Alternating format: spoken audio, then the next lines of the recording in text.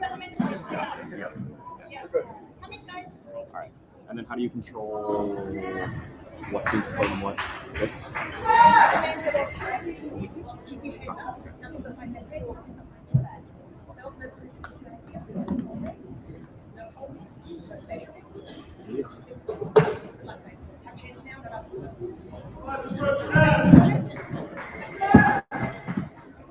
All right, so here we go. A couple of fighters making their debut from the Scrub Scraps gym, Matt Maciel and Alvin Smith.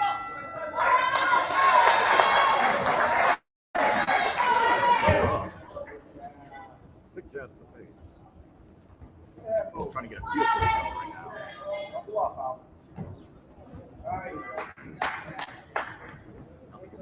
Definitely dancing around each other here to start. Lots of blocks coming in.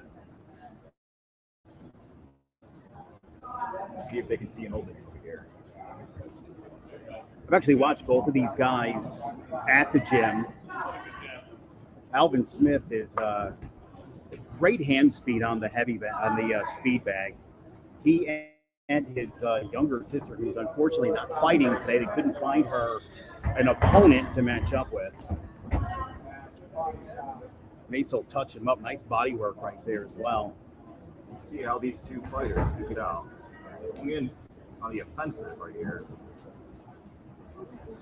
Smith leads with that jab, throw the jab out there. Big hook right into the head. I talked to Maciel before the fight earlier today, and after we finished talking, I wished him good luck today. And you know what he told me? What did he tell you? I don't need luck. Very big words. Yeah. We'll see if that comes true here.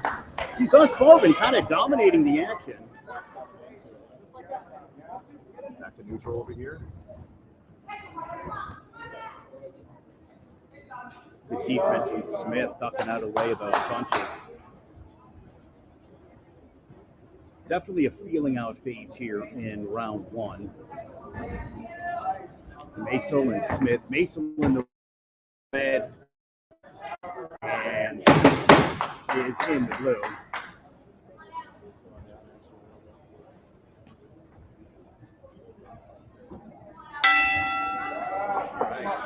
Round one over.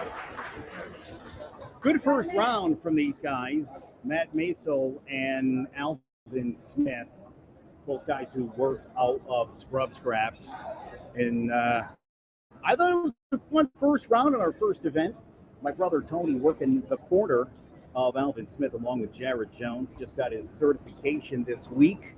Longtime boxing fan. For anybody who's tuned in to Throwing Jabs, he's been a valued member of our team as far as research, an expert in boxing. A lot of action in that first round. It was good first round. It went by quick too. Didn't seem that either one of them wanted to get done with the first round quite fast. Both seemed to play the long game over here. You see a couple of surges of offense from both sides, but neither of them really went completely all out. Let's see if that changes round two.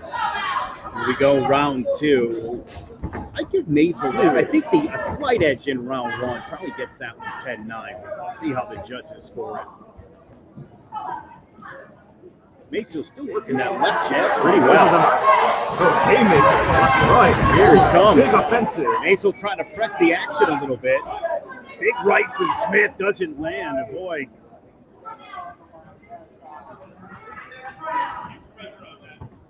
Our referee today, by the way, is from Australia.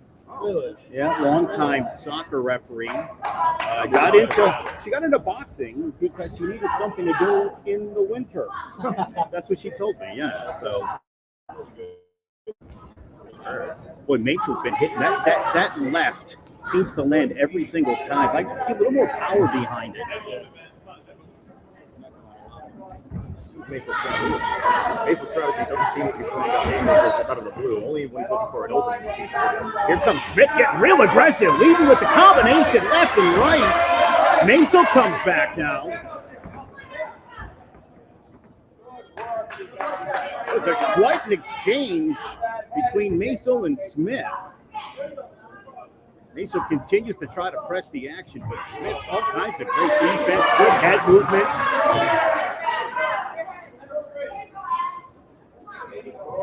Sucking each other up now. Pretty nice crowd here at Coventry High School for Scrubs on the rival. Maisel, couple of jabs. Smith returns the favor.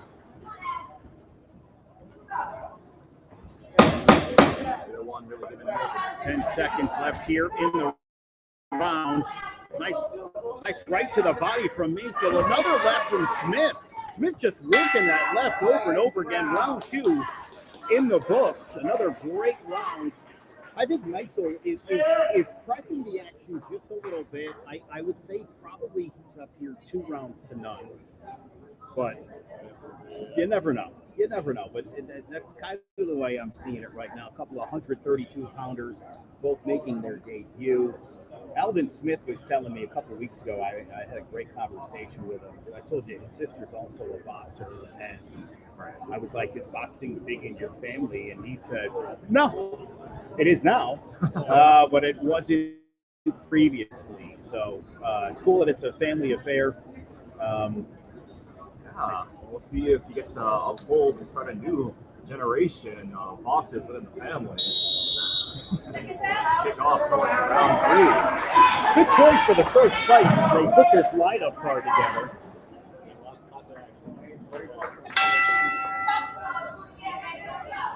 All right, let's see if either one of them will give a huge opening. Good dodge.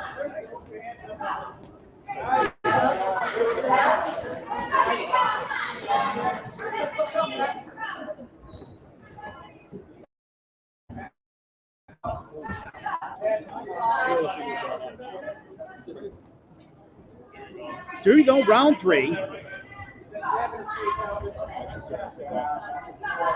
We'll see the adrenaline trying to kick off now. Oh, big right from punches. Maisel. Maisel trying to look for opportunities to throw in big offensive. Smith's going to have to get aggressive here. Again, he's got the left, the jab is great. He's got to follow that jab up with something. It's an opener. He needs to find some other way of opening him up. I'll tell you, it generally is landing. You just want to see more volume out of Smith. Another big one from Maisel. Now they both land jabs. Good defense from Smith. Got that jab in there. Here comes the overhand right. There it is. He is rigging. Oh, here comes Smith, laying it on heavy here in round 3. Smith's playing the long game over here, trying to outlast his opponent. And dodges good defense over here, trying to find his opening. Found his opening round 3. Maisel's smart to work that body as well. But this has definitely been a big bounce back round for Alvin Smith.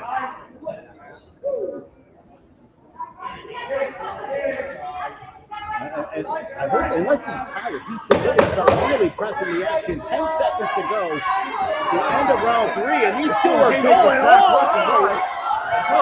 Here comes Smith, another big right to the head. And these two are duking it out to the final bell. Well, Joe, we can definitely see that Smith outstanding fight. Two fighters embrace. Was he good sportsmanship from the two competitors? Well, listen, one of the things about Scrub Scraps, Jim, everybody should understand it's the world's first and only legally sanctioned rehabilitation/gym. Okay? I see. It is an incredible organization, and a big thank you to USA Boxing, who has been the driving force Scraps. The only ones in the country to be able to do that is phenomenal.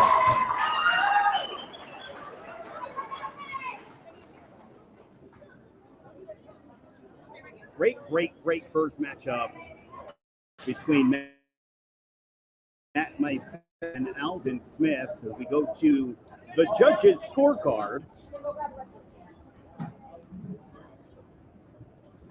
towards the results. Are you looking for me to come up there? Get up there. Who's the winner? Just both names. Oh, just announce both guys, Matt Masel and help me with that. Yeah, help me with the roll. Sonny, pass the mic over. Just announce their names until everybody's developmental out, so there's no official score, they're both winners. So no official score here in the Scrub Scraps matchup.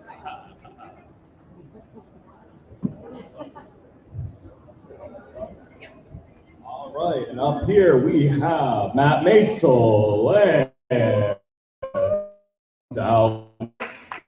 About, so stay tuned, folks. Both winners!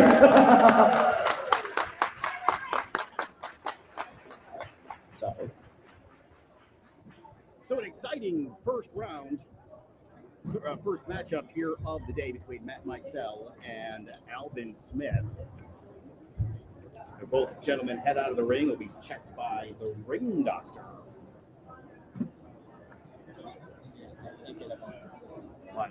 They, some guy instantly came over to me and said, Okay. Fair enough. Yeah. How do you switch cameras? Just tap on these. So you could do this and that. Okay. And then if you want to do both, you would just do bop. How would you switch in on the live stream? It just shows up in. Oh, okay. Gotcha. Yeah. Well, we appreciate everybody being here this afternoon. Yes.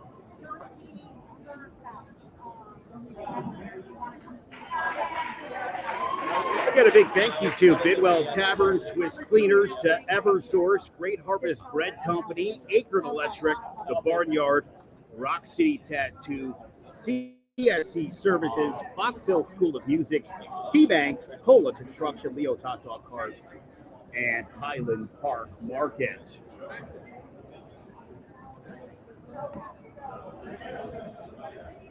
Unfortunately, because of USA Boxing sanctions, we are unable to put a cameraman on ringside in the corners, and so the angle you get is the best we're going to be able to do today, unfortunately. But we're very excited to be live streaming Scrub Scraps 1, the revival. Can I go ahead? Yeah. Ladies and gentlemen, fighting out of the blue corner, Miguel Santiago.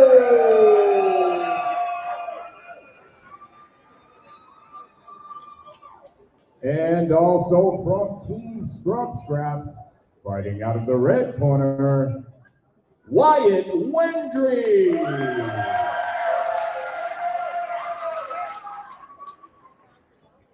This fight is scheduled for 3 2-minute rounds.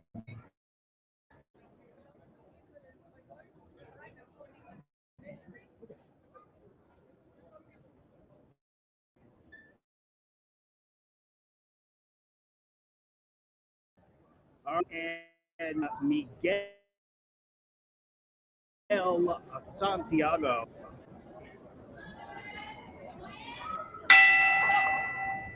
Here we go.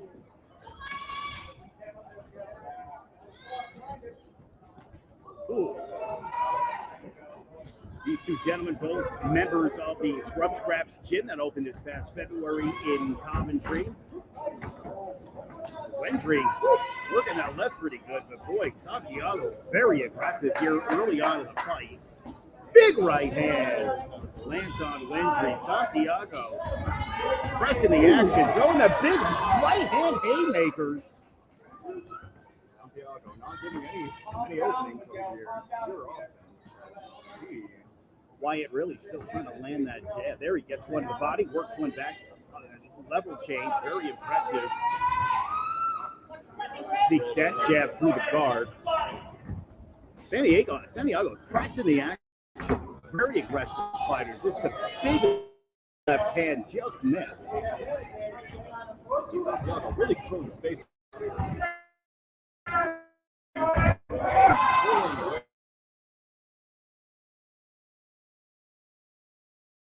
just all in.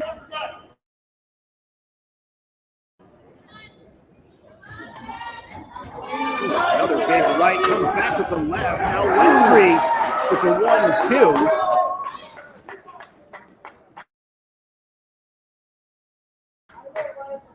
Great first in Santiago.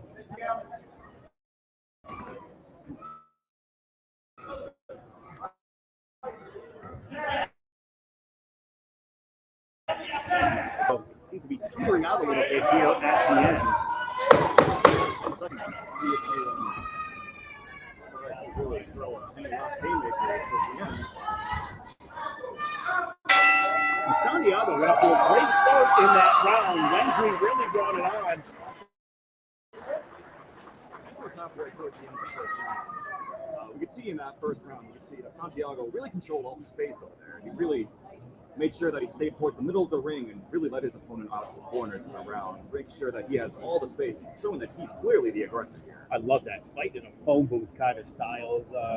Wide a little bit taller than Santiago. And boy, he really closed the distance. As you said, got in there and a lot of haymakers early on. You saw it towards the latter part of the round. Santiago might have petered himself out a little bit. Well, But a great first round, tons of action. We're live, baby! Whoa! Round 2 between Wyatt Wintry and Miguel Santiago in the 200-pound division. They touch gloves, and here we go for round 2. see Wintry trying to make an offensive for himself to start this time. Both are exchanging blows left and right. Santiago trying to get in on the inside and really absolutely working a good defense from Wintry. So Wintry really is standing his ground this time. Both of them are staying really holding the ground, showing up his haymaker. And again, you know what? Sticking to the body. You gotta work the body. It's as simple as that in this sport. You hear his coaches yelling at him, body. Everybody's in love with throwing to the head. The body's going to wear your opponent down. Wow, Wintry, what a 4-punch combination. Both are trying to peter out now. See if they can get a second wind over here. Another good shot to the body, a left from Wintry. Santiago is starting to peter out here too. Big right from Santiago. Don't keep those hands down there. You're asking for trouble there. Oh, Wintry is definitely working, taking advantage now of the height. Although Santiago continues to try to close the distance to take away the reach advantage that Wintry has. I think he got Wintry, caught Wintry there. Looks like he rang his bell a little bit. For Santiago, trying not to land as many hits now. Instead of taking a lot more from Wintry towards the body. Nice combo from Wintry. You're right, Santiago does seem, gets off to great starts in these rounds, starts to peter off as the round goes. But again, that's gonna happen when you throw haymakers. A lot of haymakers. Right. Big one right before. Right in the middle. You see him try to retaliate with a big dome, big haymaker, but it doesn't seem to have much power behind it. Wintry with a straight left to the face. Turning a long back. That's the end of the second round. From the second round, we can see that Wintry is really looking to be playing the long game over here, and it seems to be working beautifully in Wintry's favor. Wintry looks really good. Again, it's all about throwing combinations and working the body. Doing an excellent job of that. Santiago, you got to say, listen, for this to be the shorter fighter, he's doing what he's got to do. He's pressing the action, keeping the distance close. Unfortunately, and I've seen it a couple of times now, dropping the hands. When your hands dip, you're going to get punched in the face. That's pretty, yeah. Again, this is why it would behoove him to maybe start working the body a little bit. All right, well, we'll see if he employs that strategy as we start getting ready towards round 3. Got some unfortunate news. Roger Sergevin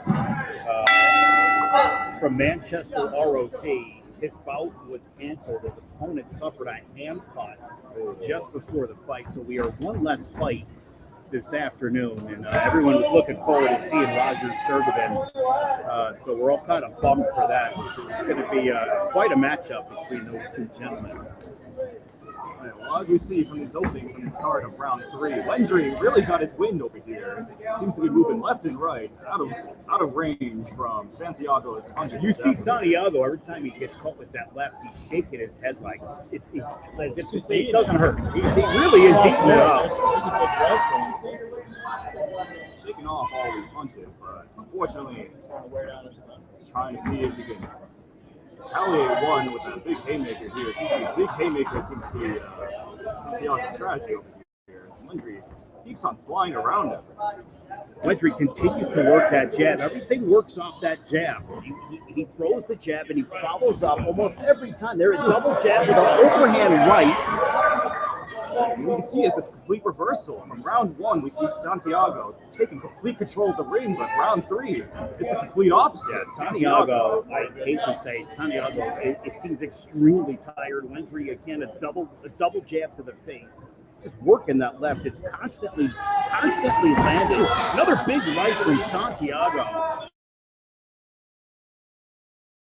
His punch. We haven't seen a whole bunch of those since the middle of round 2, but here we go. Ooh! Oh! Huge haymaker right to Wendry's right temple. Wendry drops that right to the jaw. Like Santiago, keeping the hands high now here in the final 10 seconds. That jab just keeps making its way through the guard. You don't want to get hit with too many of those, especially because it sets up that overhand right. That is going to do it. A 3-round banger between Wyatt Wendry and Miguel. Absolute banger of a fight between these two gentlemen.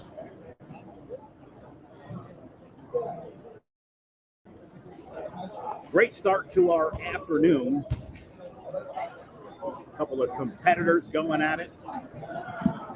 They'll meet in the middle of the ring, shake hands.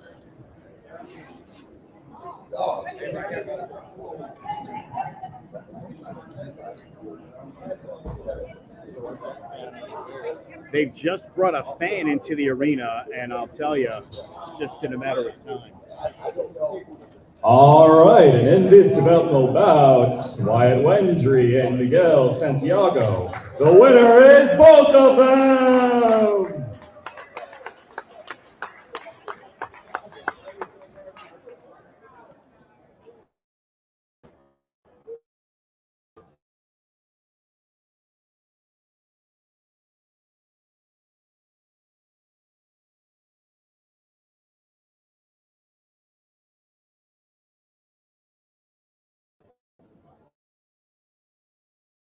So there won't be winners or losers for some of these fights. We will have a couple of featured bouts. One just before intermission, a couple later on in the afternoon that it will be sported and it will come down to a winner and a loser. Good action. Oh, yeah. I mean, I'll be honest. I don't care who wins or loses, as long as we're getting action. And that last fight, I mean, a banger of a fight right there. That was an absolute explosive start in the first round.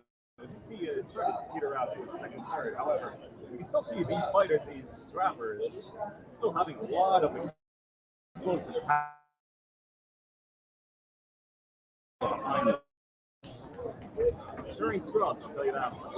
I'll tell you what, a lot of these guys, the scrub scraps guys in particular, most of them have been doing this now for about 6 months. I see.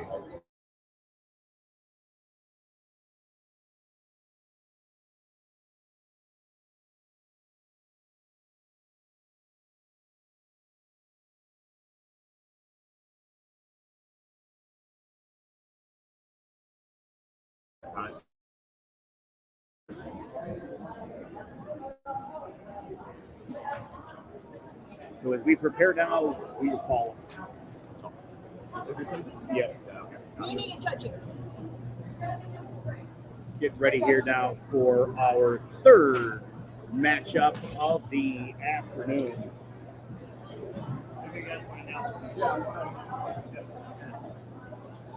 We are getting ready for our introductions. Oh, yeah. Let me know when you need to introduce. Okay.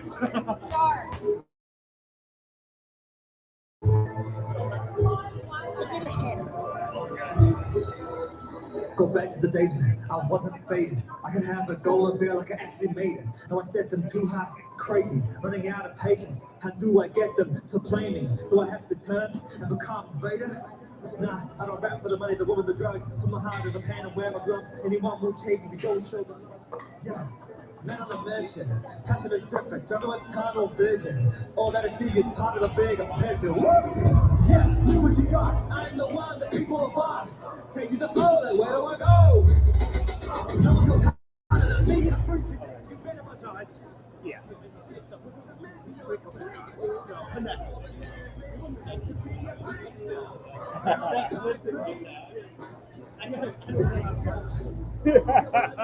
I just got a nice compliment for sweating, for being a sexy, sweaty guy. That feels pretty good. We're getting ready here for our third matchup. Will Millay and Jordan Rhodes at 176 pounds. All right, and we're starting our developmental bout number 3. In the blue corner, we have Will Millett. It's a real deal. That's a real deal, folks. sorry. All right, in the blue corner, we have Will Millett over here representing. That's him, my bad. I don't know what I'm doing, folks. In the red corner, we have Will Millett over here representing Ring 1 Boxing, weighing in at 170 pounds. And over here in the blue corner, we have Jordan Rhodes representing Nino's Martial Arts. Let's see how this. I'd love to see Sonny D. Beautiful job up there, my This friend. fight is scheduled for 3 2-minute rounds.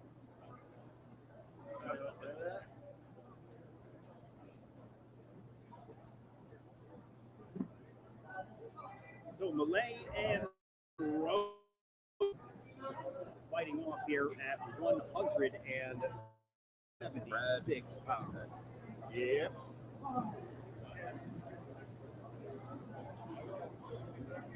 Wait.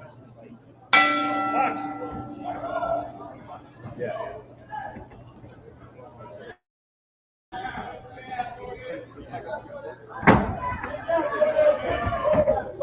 All right, so here we go, round 1. Oh, these two guys are coming out duking it out. Millay really pressing the action. Oh, he's got some fantastic moves, big punches. He's got Rhodes back into a corner, and Millay is unloaded. All right, we got a ring break right there.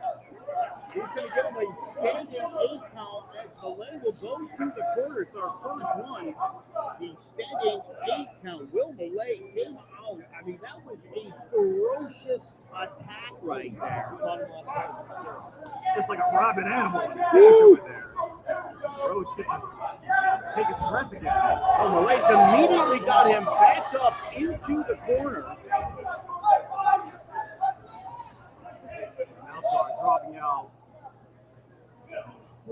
Referee's going to put him into his corner, adjust for the mouthpiece plate. Millay is an animal. Oh, man, he is so aggressive. Great head movement. Really knows how to cut off the ring, too. I mean, this kid's got some real talent representing Ring 1 boxing. Referee breaks him up. Big right from Millay does not land. You see from this first round, Millay going the strategy of keeping Rhodes to the ground, making sure he's getting the least amount of surface Big area. right from Millay. Another big left. The knees are buckling on Rhodes. Another big right hand. Rhodes, great job getting out of that corner. 10 seconds to go. Millay still coming at him. Hopefully Rhodes trying to It's a couple of quick punches in as the round ends. But boy, oh boy, Malay just came out. Wow. I'll tell you too. Again, it's the footwork, the phenomenal footwork, great head movement. He's not really giving Rhodes anything to throw at because he's constantly moving. Controlling the ring very well. And his cardio is fantastic. Again, he threw a lot of punches in that first round. Very impressive in our first standing 8 count of the afternoon. Just incredible work. We'll see if Rhodes will be able to take it back in second round. Malay was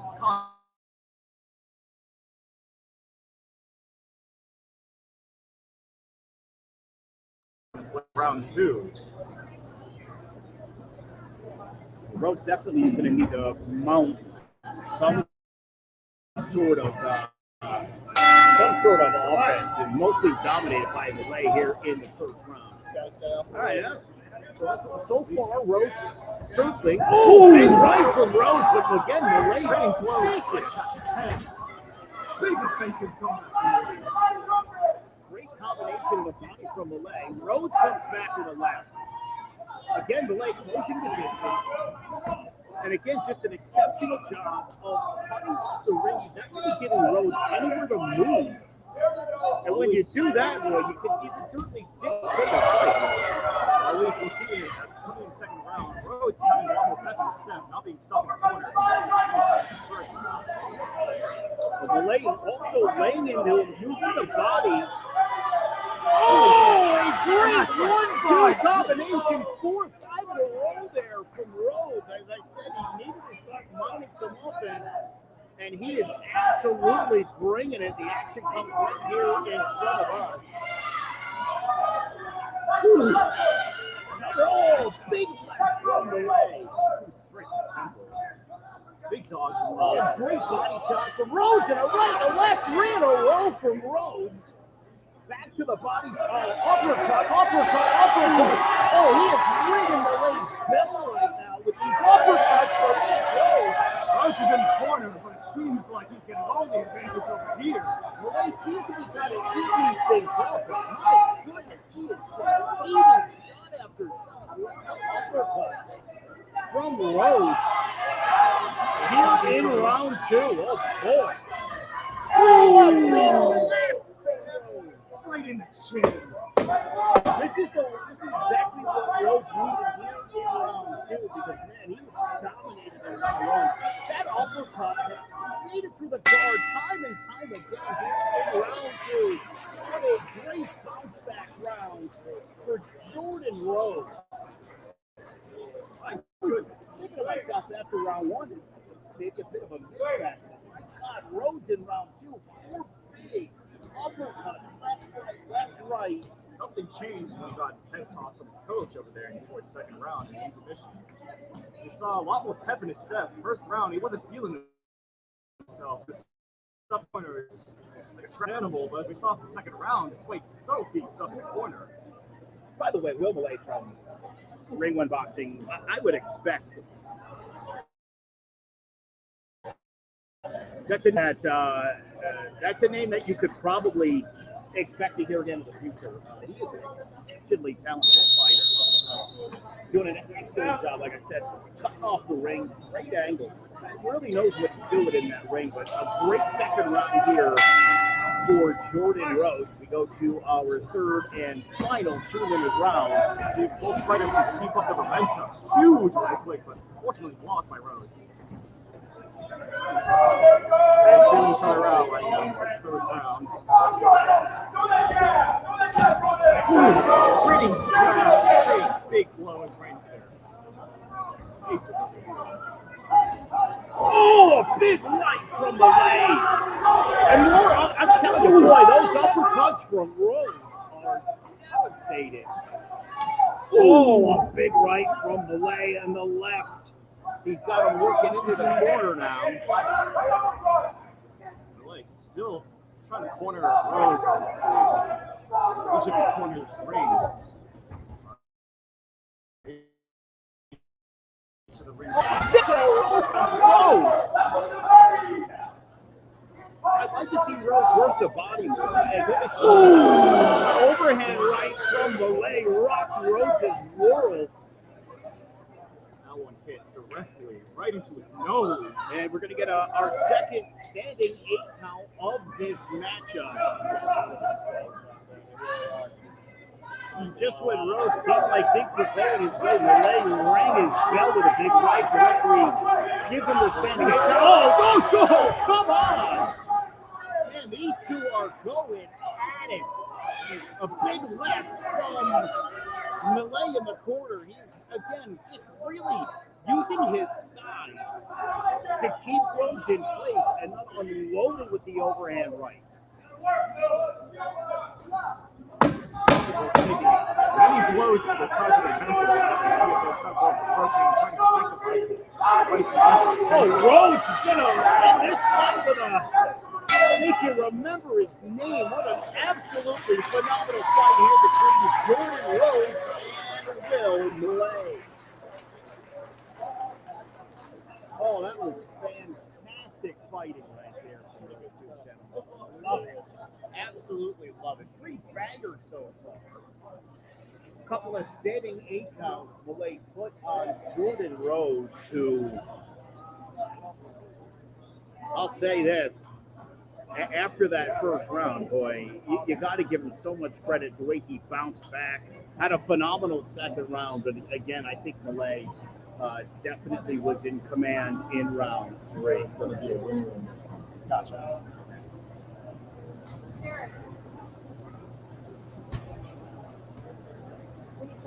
So we will have a winner declared in this matchup.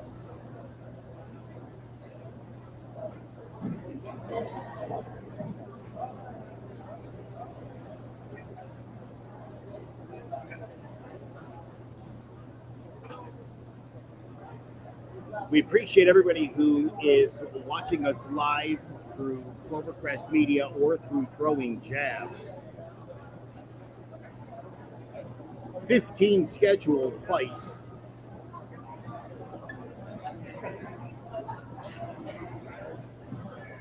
We go now to the center of the ring to find out who won the fight.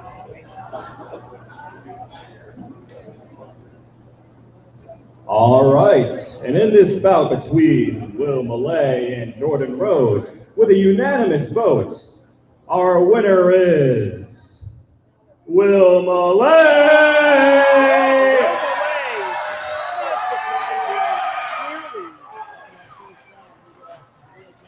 Two standing 8 counts in the fight. He absolutely dominated.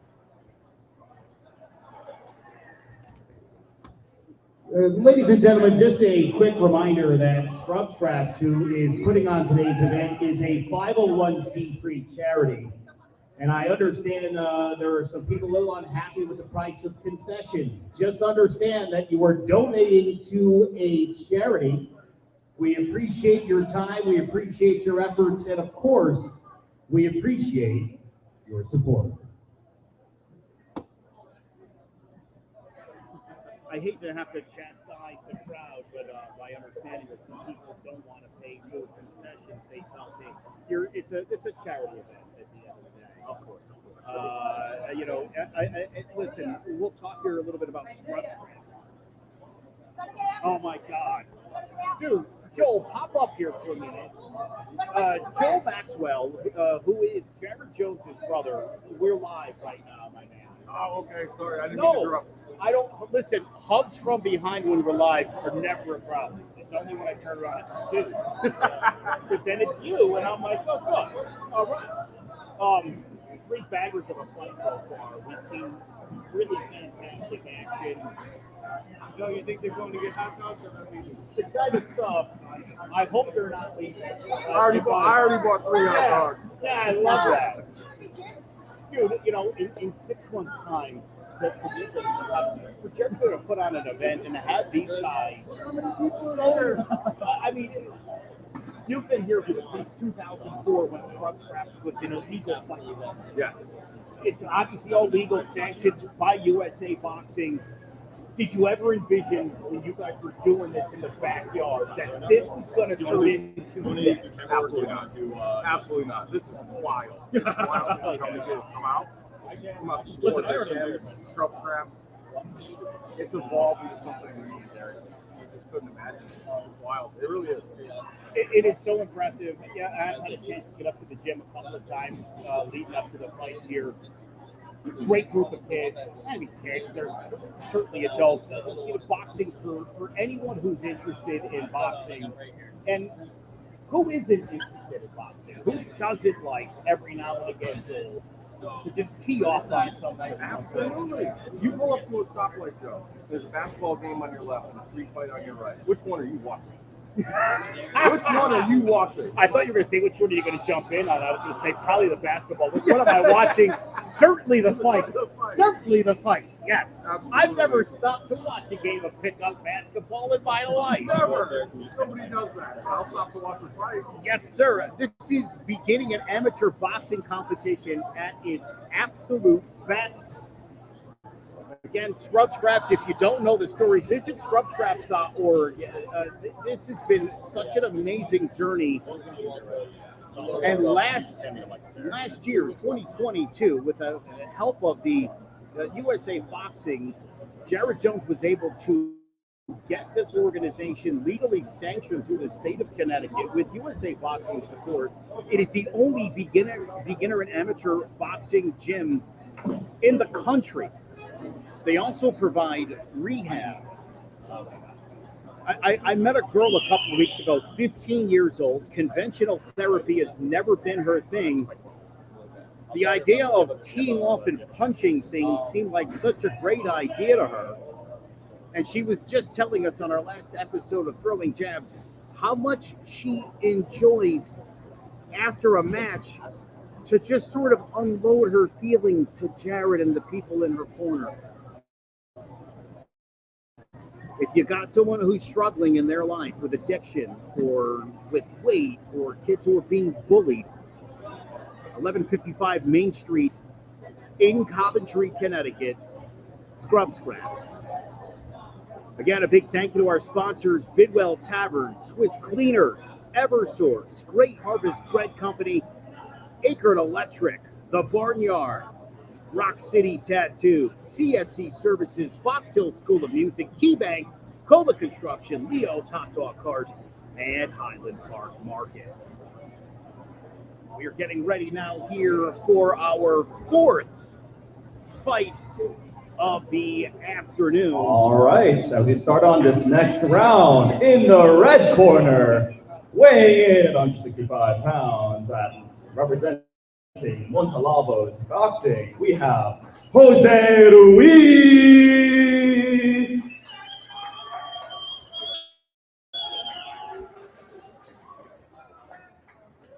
And over here in the blue corner, representing for Nino's Martial Arts, Luis.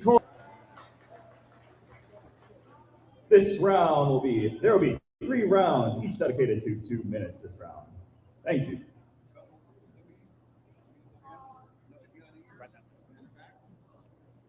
All right, so here we go with our fourth fight of the evening, Jose Ruiz and Luis Calaguazo.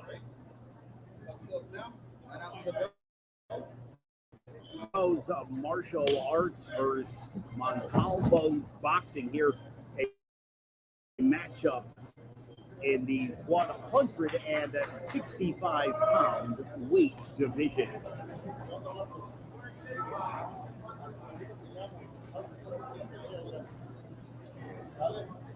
And a big shout out to our man Sonny D making his ring announcing debut. So here come Ruiz and Calaguazo.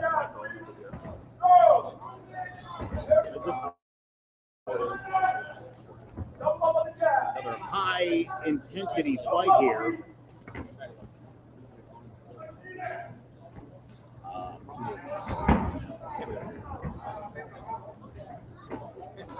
Big That is our first knockdown of the afternoon. Seven Koyaguazo can recover from this explosive start from first Ruiz, big overhand right, slipped him. Now he's really throwing the haymakers. Great footwork by both of them. Both dancing around by the ring. Ruiz really working it right now.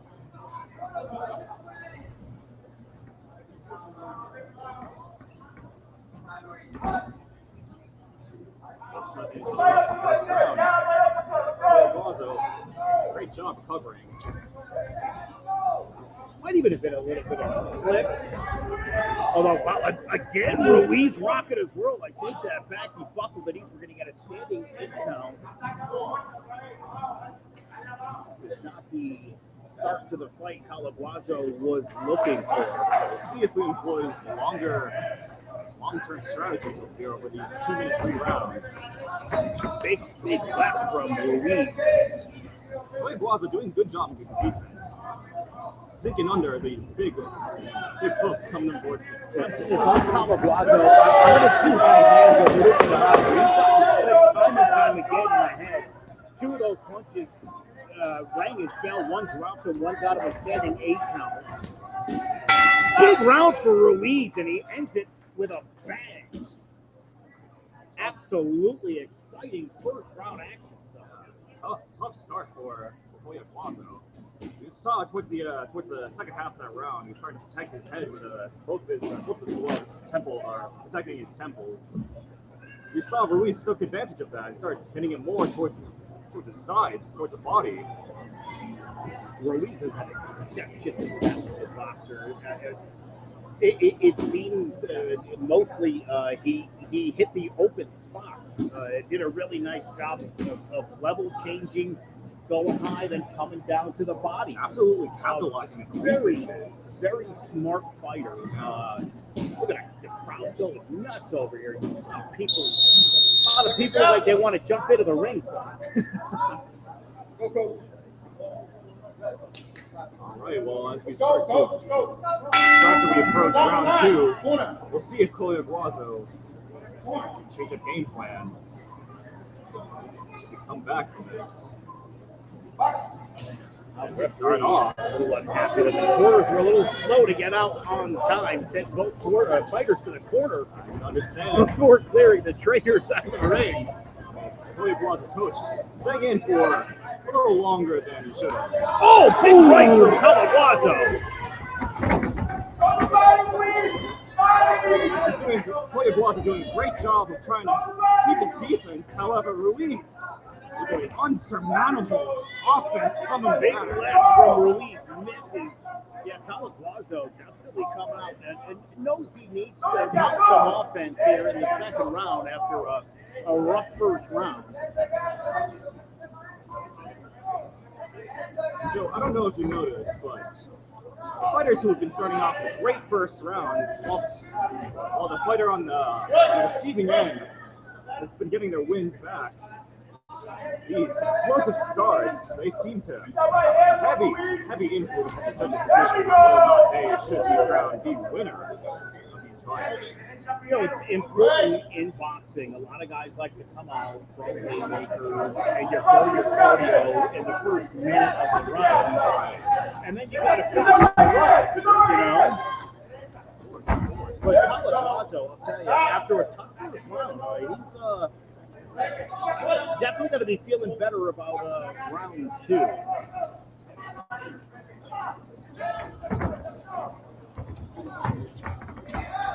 Now Calaguazo gets hooked around the neck break. Referee's Calaguazo really starting to take on the offensive now, second round. You can see he's taking Ruiz over to the side, going to the corners, and just keeping it locked down. Sonny, they got a warning for being in the corner for too long. Whatever his coach was telling him, it picked off. He would round 2, a much better round 2 for Calaguazo. Ruiz Still throwing it and going. Might have been a little winded after a ferocious first round. He was flying. I would assume Ruiz is going to go all out here in the final round, which probably is news to Calaguazo. We'll see. We'll see. It might go out all out in the first 30 seconds, but the last whole 2 minutes. This entire round. We'll see. Started getting. Think about Ruiz. Second round, he was throwing out a lot of strong haymakers towards first round and first half of second round. But as we start seeing second round, Koyaguazo having a much better defense this time, ducking down, moving out of the way, blocking these big haymakers. We'll see if that wears down on Ruiz's mental. Head up. Right. Round 3. Ready? Starting off, see who wins that blow first. Ruiz throwing out a strong opener. Awesome. Nice retaliation outside. Oh! Down goes Koyaguazo. Second knockdown. This will be the third time. Ruiz definitely feeling himself after knocking his opponent down the second time this entire set. Ruiz is a very strong individual. Here comes Ruiz again. Reversals right into the corner. Oh, they locked up on the arm. Referee's going to warn for holding. Ruiz got a pretty good hold of the right wrist of Koyaguazo. Koyaguazo going for it all right there with the big right haymaker. He's definitely trying to do something here. He wants to finish this fight big, but they keep getting themselves tied up. Koyaguazo. Both fighters warned now for holding. Absolutely.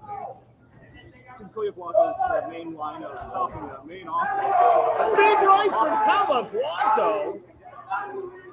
He's really working the body. A bit of a low blow there. I don't think the referee quite saw it. Maybe he did.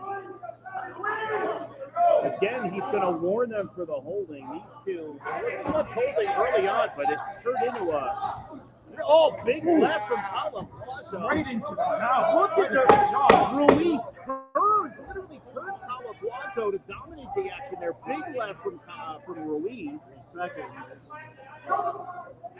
And that is going to do it. Another great matchup. This one between Jose Ruiz from Montalavo's Boxing and Luis Koyaguazo from Ninu's Martial Arts.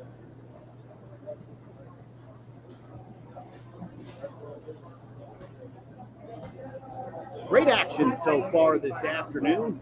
15 fights on the card sanctioned by USA Boxing. We are live at Coventry High School in Coventry, Connecticut.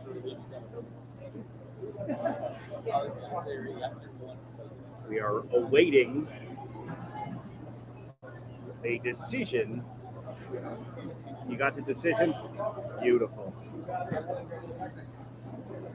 Scrub Scraps won the revival, and if you don't know what that means, visit scrubscraps.org and learn more about this fantastic organization, including the story of this gym.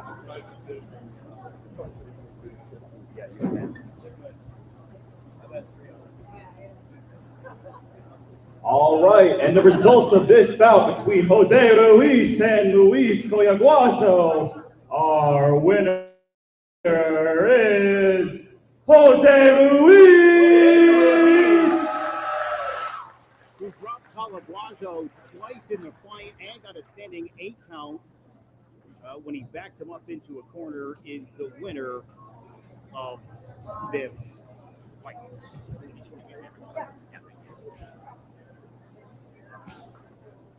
So we are preparing for our next bout between Elijah Garcia and Jason Ramos in the bantamweight division, a couple of 108 pounders.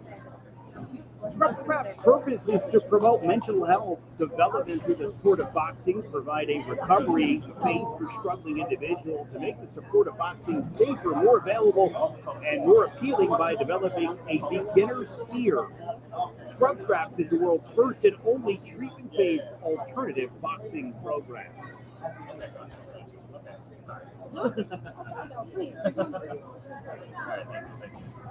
All right. So we are preparing now for our fifth fight of the afternoon. 15 fights are scheduled.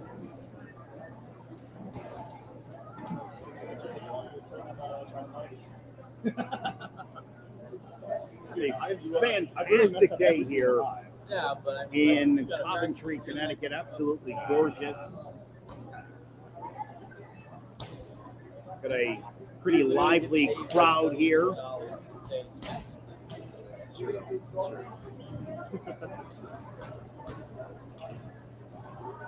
We're going to take a quick break. We'll be right back here with more from Scrub Scrap. There's no bigger investment than home ownership. And to make sure the house is up to your standards, you need a professional to look it over. Brian Flanagan from Shamrock Home Inspections is a licensed home inspector and a member of the Connecticut Association of Home Inspectors. Brian was a contractor for over 15 years, so he knows how homes should be constructed and how mechanicals should work. What makes me a good home inspector was the 20 years that I was a home improvement person, doing all the different repairs that I have done and what other people have done wrong that I had to go out and fix. So I have a pretty quick eye on seeing what's right and what's wrong. Before you move, call Shamrock Home Inspections. Before you make the biggest investment of your life, call Brian Flanagan from Shamrock Home Inspections at 860-268-2566 or visit shamrockhomeinspectionct.com. 2-minute round. All right, we are back here again as we are preparing for our fifth fight of the afternoon. 15 fights are scheduled. Up next, Elijah Garcia from Private Jewels against Jason Ramos from Hands Up Boxing. It's a bantamweight fight, up to 108 pounders.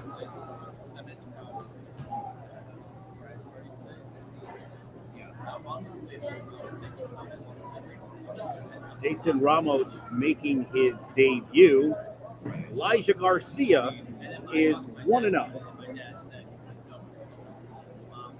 Garcia, 11 years old. Ramos, the 12-year-old.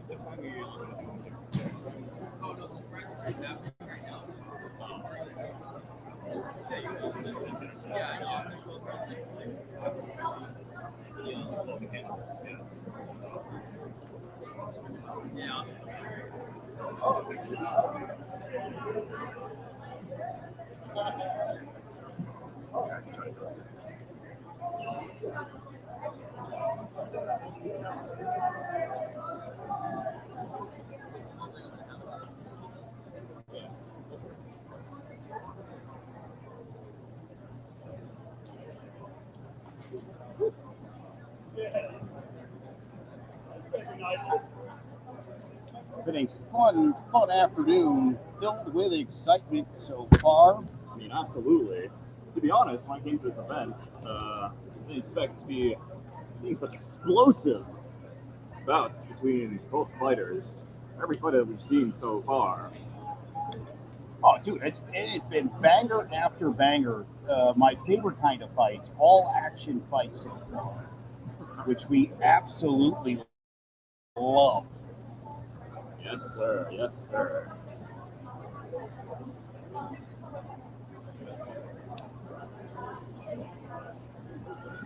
Again, live from Coventry High School, 78 Ripley Hill Road in Coventry. Tickets are just $25. If you are in the area, want to catch out some absolutely fantastic amateur boxing, this is the place to be. 15 fights is sanctioned by USA Boxing.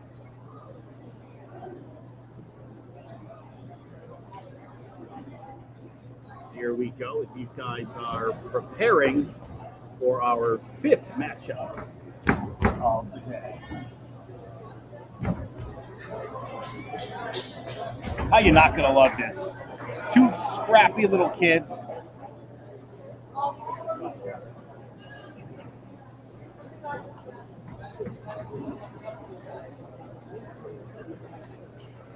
Getting over word, just see how to talk over the announcements, making sure that all of these are real fights for the next every other fight coming out afterwards. The first three were development files. Yeah. Oh, excellent. So All right. These two young fighters over here, keeping it out.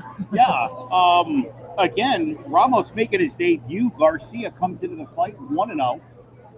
So yeah, again, we've got we had our developmental fights, and now we've got the real deal going on here.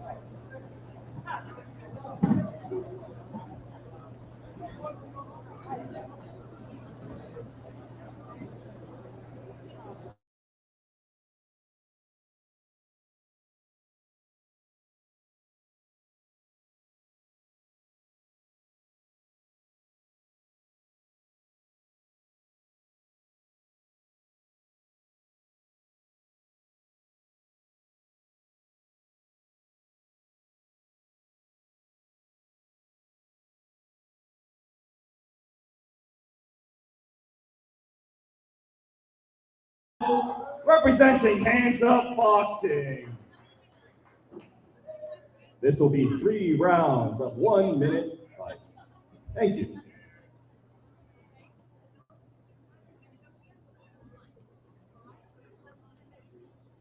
All right, so here we go. Garcia and Ramos going to be duking it out.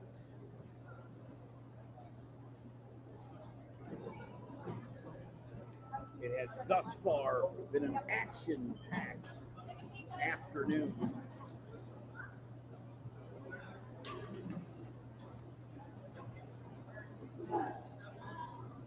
All right, we prepare now for the fifth fight of the afternoon.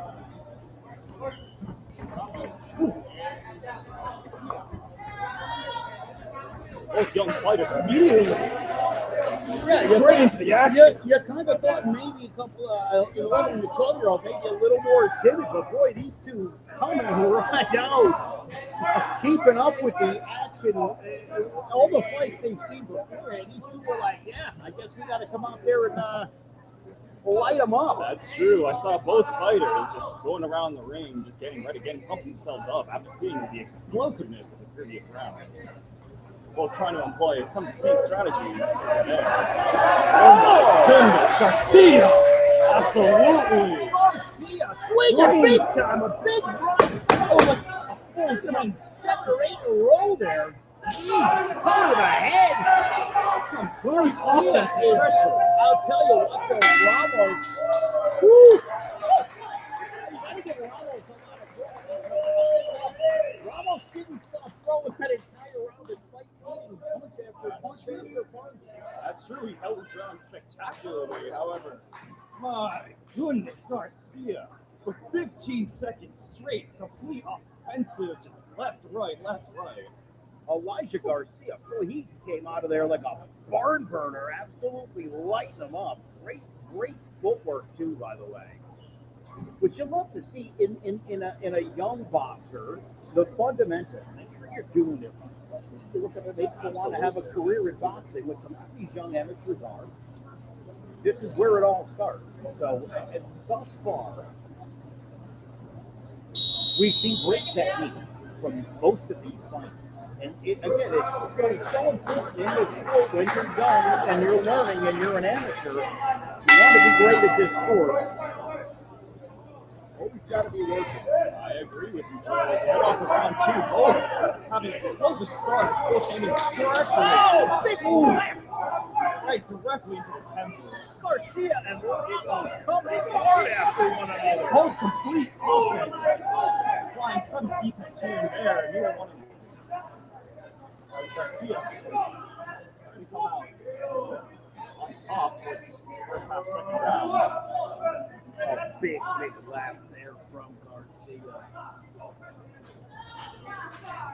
We're starting to feel each other out now. It's starting to have a lot slower of a start. Never mind.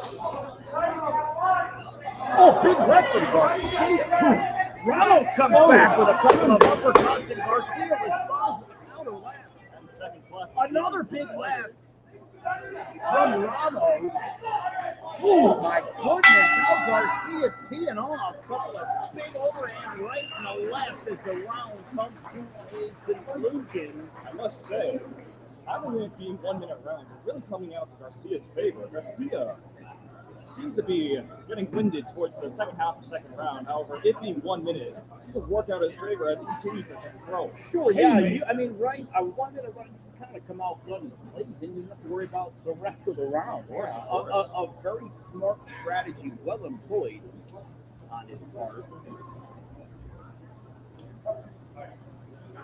I thought Garcia and Ramos here being 108 pounders, 12 and 11 years old, respectively. I wasn't sure what we were going to get. High action is what we're getting now, and I love it. I love it. Absolutely, absolutely. As we come towards round 3, getting ready. We'll say, I expect these two to wade into these heavy punches. So here we go for the third and final round. Oh my goodness, this Garcia just comes up, just absolutely offensive. Ramos with a big retaliation.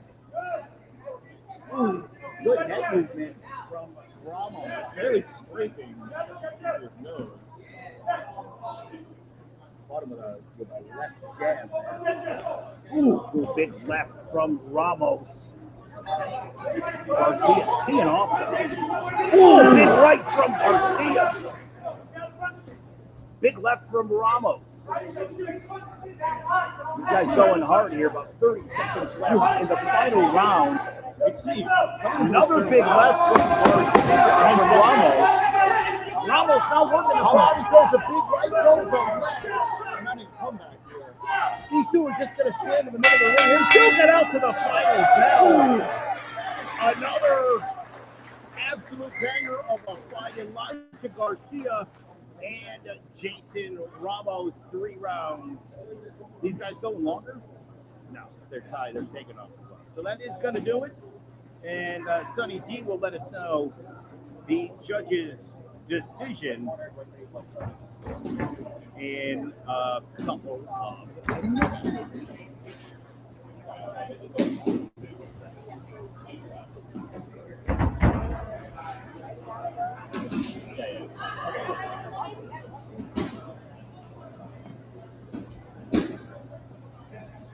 Take a quick break and come right back to the judge's decision. Do you have a 401k and some savings for future retirement that you don't even know if it's enough to live off of? How much is enough? And how often do you think about it? The team at JPEX Financial Group can help set your mind at ease. We specialize in creating strategies, doing the planning and managing of your financial, educational, and investment needs. We help clients pursue their investment goals with sound financial strategies. You deserve a personal, tailored plan. Lasting, meaningful, and open relationships are the foundation of our practice. You've worked hard for your... So big win for Elijah Garcia, wins by unanimous decision. So congratulations. What a fantastic fight. Elijah Garcia looked absolutely phenomenal in that one. And a great job from Jason Ramos. We'll take a quick break and come back for our 6th fight of the afternoon. Apps can do a lot of cool things. You could order dinner, gamble on your favorite team, and track your health. You could even get a mortgage. One click and you can be approved. I'm not sure by who or what country they're in. You deserve more from the mortgage industry. At AnyMac Home Mortgage, we believe in the need for live human interaction during a very complex process. The kind of service and guidance which an app simply can't provide. Our customers are more than credit scores and income documents. They're individuals and families who live in and strengthen our communities.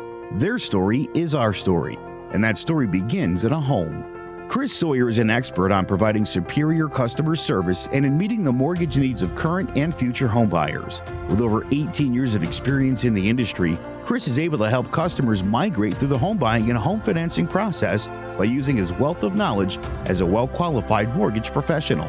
And best of all, Chris is located in Cromwell, Connecticut, where he has helped hundreds of clients in Connecticut, Massachusetts, and Rhode Island make their dreams of home ownership a reality. Visit chrissawyer.annie-mac.com. Email him at csawyer@annie-mac.com or give him a call, 860-878-8730. Chris Sawyer, NMLS number 39345, corporate NMLS number 338923. Annie Mac Home Mortgage, an equal housing lender. American Neighborhood Mortgage Acceptance Company, LLC. DBA Annie Mac Home Mortgage. LoFi Direct. Connecticut First Mortgage Correspondent. License lender. Broker number ML 338923. Massachusetts Mortgage Lender and Mortgage Broker License number MC 338923. Rhode Island License Lender. License number 201128110L. Call for additional details. All right, we are back here live at Coventry High School as we are preparing now for our sixth match of the afternoon.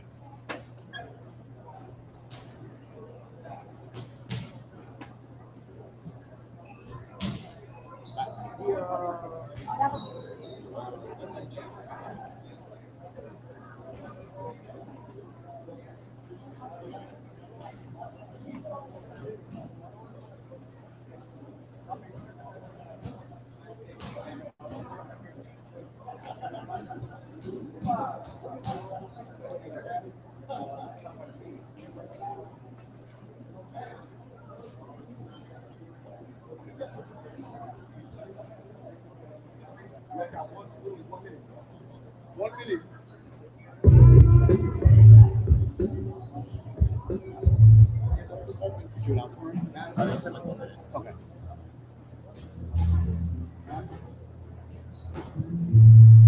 All right, we'll give it like a minute. All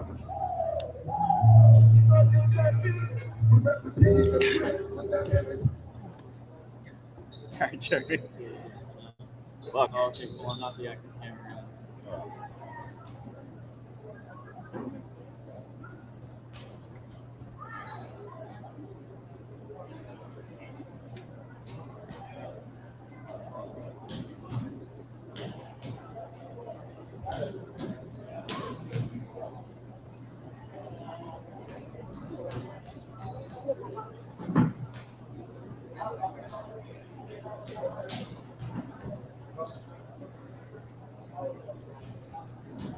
And a big thank you to our supporters and sponsors, Bidwell Tavern, Swiss Cleaners, Eversource, Great Harvest Bread Company, Acre Electric, The Barnyard, Rock City Tattoo, CSC Services, Fox Hill School of Music, KeyBank, Cola Construction, Leo's Hot Dog Cart, and Highland Park Market. A big shout out to Jason Concepcion from USA Boxing. If Jason's listening, gotta thank him for all he did in getting this to happen and helping Scrub Scraps to get off the ground.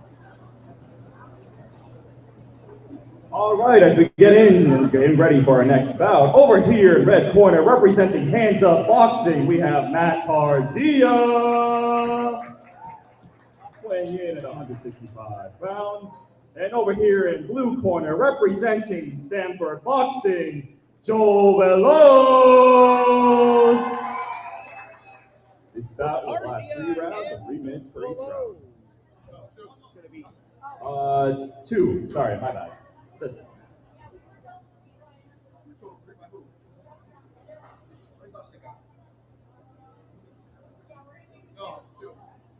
these are 2-minute rounds.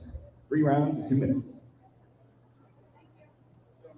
All right, so here we go with our next fight. It's going to be 3 2-minute rounds between Matt Tarzia and Joel Velaz. I know a lot of Joel Velaz's family and friends have been commenting during the live stream, and you guys are very excited to see your boy do his thing. Fighters will head to their respective corners. We will get the bell ringing, and we will come on out here with fight number 6 at Scrub Scraps 1, the Revival, live from Coventry High School in Coventry, Connecticut. Here we go! Tarzia and Velaz. These two are coming out fighting. You can hear from the footwork. Absolutely. They're both absolutely fighting. Oh! Defensive from one.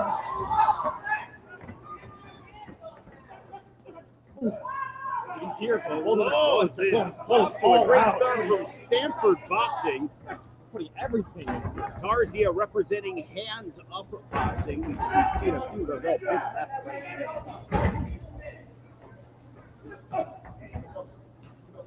You see here, both of them are taking their time. Massive flurries. Both trying to feel each other out.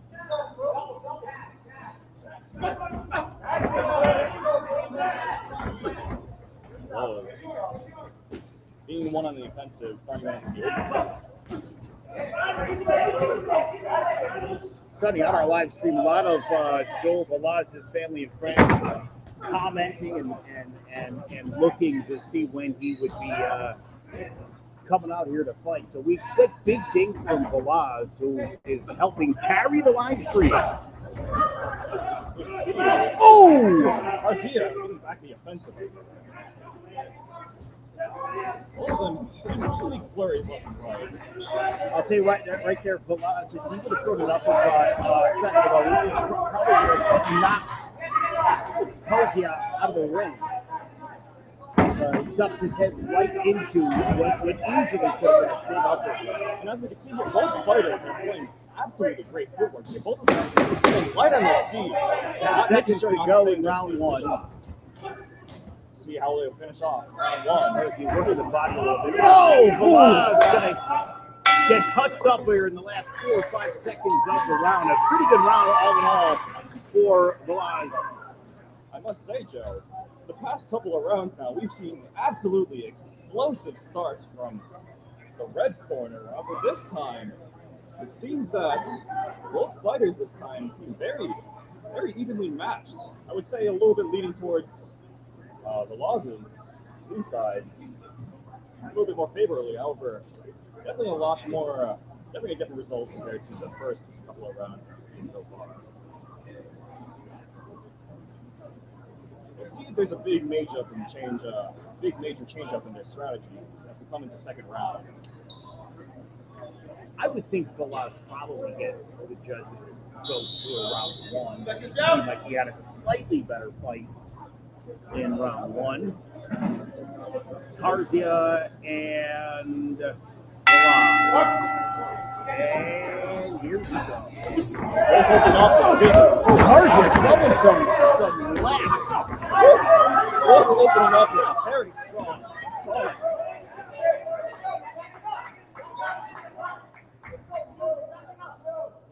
The constant aggressive in this fight. Bringing the action. Tarzia doing a much better job here in round two.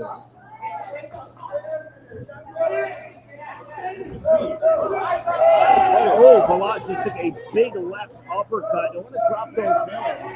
Again, it was very important. A couple times now, Velaz. Two stiff lefts from Tarzia. Again, if you're Velaz, you got to keep the hands up. You got to keep them up. Absolutely. I mean, as you can see, the damage is starting to come in from Velaz's side. You see a big amount of damage. Velaz here bleeding from the nose. Although I think Tarzia has got some damage to his face as well. It's definitely been a much better round for Tarzia. And again, Velaz takes another big left uppercut and a third one. Trying to get a standing 8 count. How about that? Yeah, he's bleeding quite a bit is Velaz. He's going to take the standing 8 count. He does seem a little winded. It's a really good idea, though. Keep those hands up. Yeah, both these guys have blood on them. Both fighters are going down. Velaz seems taking a lot of damage right into his face. I wonder if Velaz's nose might be broken. He's definitely struggling. I'm going to take a second standing 8 count because the nose is gushing with blood right now. At this point, the doctor is going to check Velaz out. Absolutely frustrated by this.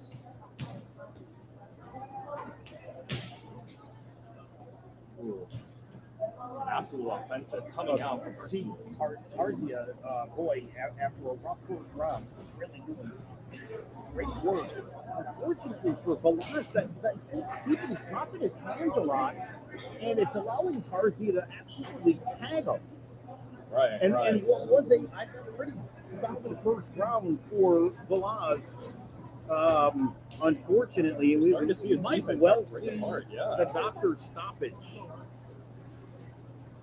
Referee stopped the fight here in the second round. Going to send it back to a neutral, both fighters to the neutral corner. Velaz will be able to continue. There's blood all over his hands. He's taking so much damage. We'll see if he can make it back somehow. 10 seconds to go. Big right for Velaz. Nice block. Right there. You know what? There you go. Velaz learned his lesson right at the end there. Great block to not get hit in the face again, and we will now move into a round 3. That round's definitely going to go to Tarzia. Absolutely. Standing 8 count, and obviously the doctors checked him out, and he was cleared to go. Looks like they stopped that bleeding too. Doesn't look like his nose is it looks not like gushing like it was. You got that right.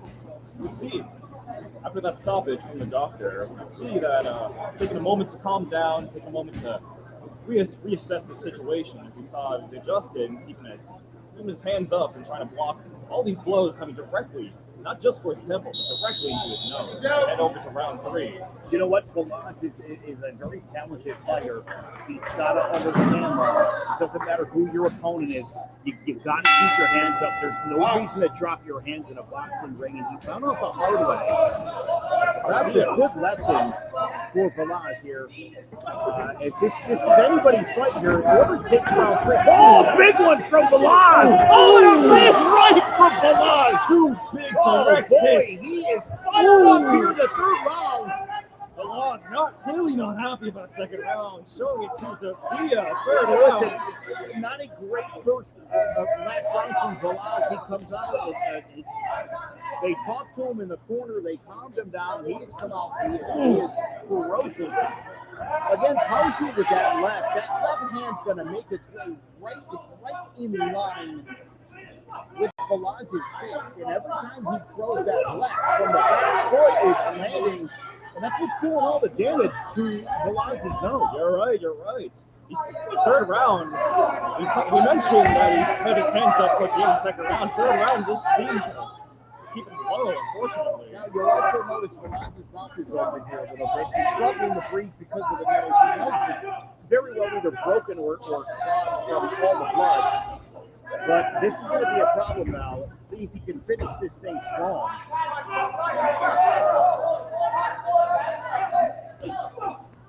Little apprehensive there for a minute, but Tarzia opening up another that big left from Tarzia. Tarzia still with the opening of the left. Just keeps on opening up. Oh, Velaz. Unfortunately, his headgear might have gotten a little dislodged for a moment. It's not the end of the world. Lies in the second. Give him a chance to catch his breath here. I mean, we've seen every time he's catching his breath, he's done a great opening, but as the round keeps going on after that breath. Again, Velaz walks in with hands down, gets lift, and he can't afford to keep taking punches to the face with the nose. 10 seconds Big left. punch. Oh, Velaz going to finish this one like a lion, though. He is pursuing him all over the ring. Again, takes the left from Tarzia.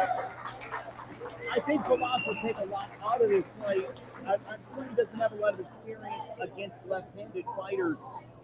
Sonny, one of the big things about lefties is your face is in line every time with that left from the back foot, and if that didn't do all the damage in this fight, boy, this is going to be a close one. This might have been, we'll see. Might have been our best fight of the afternoon so far. Oh, sure was. Tarzia and Joel Velaz. Well, certainly the bloodiest that we had thus far. out of that.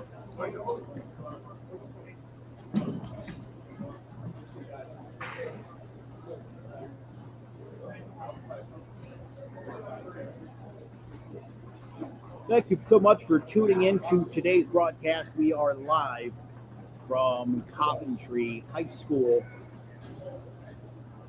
$25 admission here for all 15 fights. We are wrapping up our 6th fight. We'll have our first featured fight of the afternoon coming up in just a couple of moments. All right, and the results between the bout of Matt Tarzia and Joel Balaz. With a unanimous vote, red corner is your winner!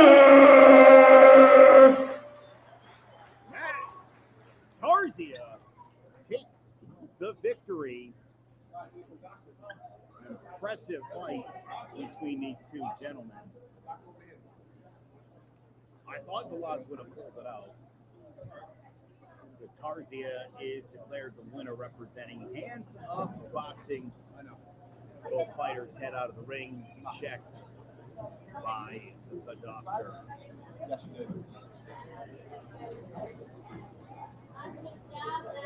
Great job here by both fighters. We're going to take a quick break, and we'll be back right after this. Do you have a 401k and some savings for future retirement, but you don't even know if it's enough to live off of? How much is enough? And how often do you think about it? The team at JPEX Financial Group can help set your mind at ease. We specialize in creating strategies, doing the planning and managing of your financial, educational, and investment needs. We help clients pursue their investment goals with sound financial strategies. You deserve a personal, tailored plan. Lasting, meaningful, and open relationships are the foundation of our practice. You've worked hard for your money and should feel confident with your investment choices as you make decisions for your financial future. Your goals are our goals. We are dedicated to your needs and hopes for your future. Visit our website or give us a call at 860-430-5397. We are back here live. Scraps won the revival. 6 fantastic fights so far. Big thank you to Bidwell Tavern, the Swiss Cleaners, Eversource, Great Harvest Bread Company, Acker Electric, the Barnyard, Rock City Tattoo, CSC Services, Fox Hill School of Music, Key Bank, Cola Construction, Leo's Hot Dog Carts, and our friends at Highland Park Market. We are broadcasting live to Clovercrest Media. You can check out the Facebook, Twitter, YouTube, as well as on the Throwing Jabs Podcast Facebook and YouTube channel. Where can we find this live stream? You can find this live stream on Facebook or YouTube at Clovercrest Media or Throwing Jabs Podcast. It's on both. And a big thank you to everybody who is tuned in to our live broadcast. We're really excited, especially if your fighter is making his debut here at Scraps 1, the revival. So we are headed now to our 7th matchup of the evening. A featured matchup between Mohammed Benamor from Four Ropes Boxing and Michael Rivera from Next Generation Boxing, a couple of 165-pounders.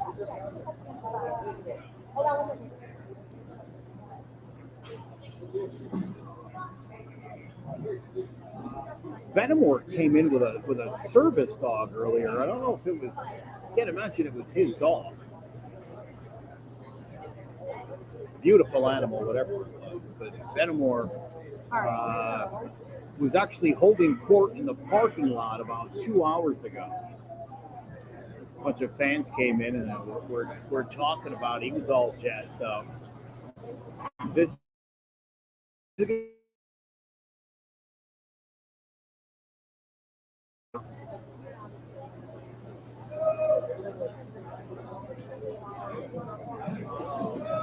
Thus far, it's been 6 outstanding fights. We are preparing here now for our featured event before the intermission.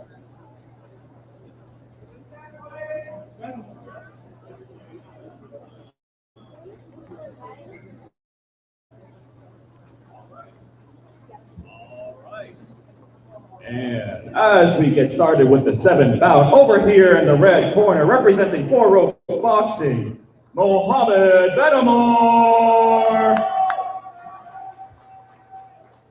And over here in the blue corner, representing Next Generation Boxing, Michael Rivera.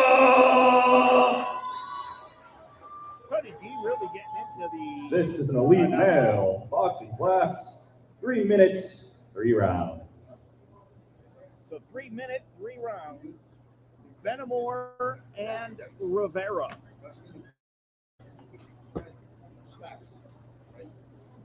Referee is giving them their our 7th fight of the afternoon between Mohammed Benamor and Michael Rivera. My broadcast partner, Sonny D, really gets into the broadcasting. Love that, my man. I must say, I really do enjoy announcing the crowd. We got off to an explosive first round. We saw from Benamor. Absolutely came out right back out. Benamor trying to do intimidation tactics. Oh, as he took one jab straight directly into the neck.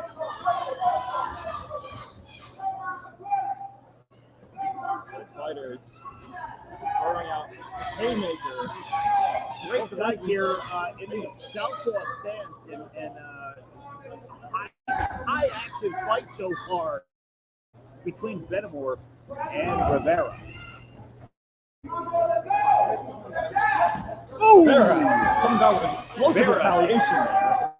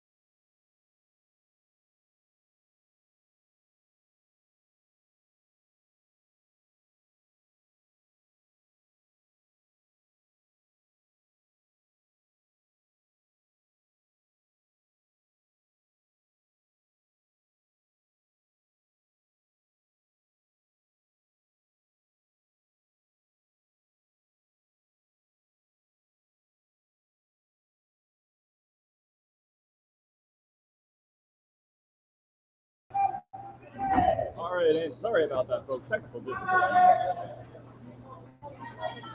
Come back to this first round. Mohammed Benamor and Michael Rivera. Benamor giving off an explosive start, beginning immediately sprinting off as the first round gone by. A big shout out to an early scrub scrap pioneer, Alex Crew. Thank you for tuning in here. This fight between Mohammed Benamor and Michael Rivera.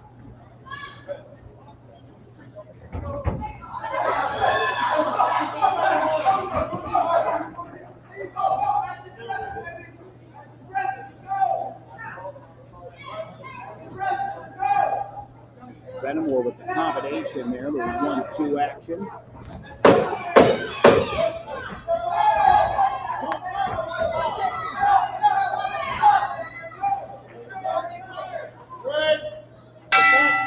And that's going to do it for round 1, a high action fight between Mohammed Benamor and Michael Rivera. We are scheduled for 15 fights for today. We are at the halfway point. with Mohammed Benamor from Four Ropes Boxing and Michael Rivera from Next Generation Boxing.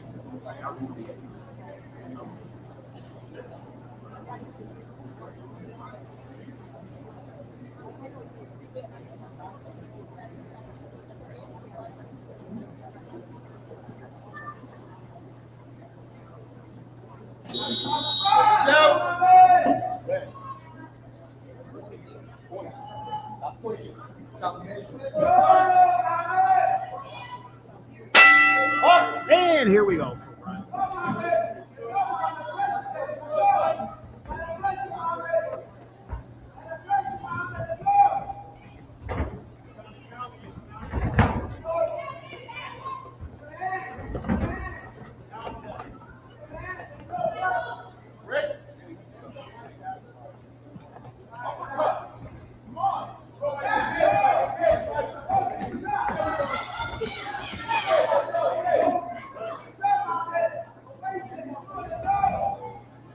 That'll stretch.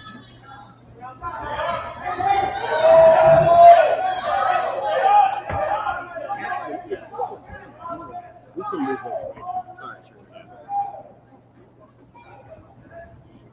Yeah, set it right behind me. So here we go. Rivera and Benamor. Two southpaws. Really good footwork here so far from both guys.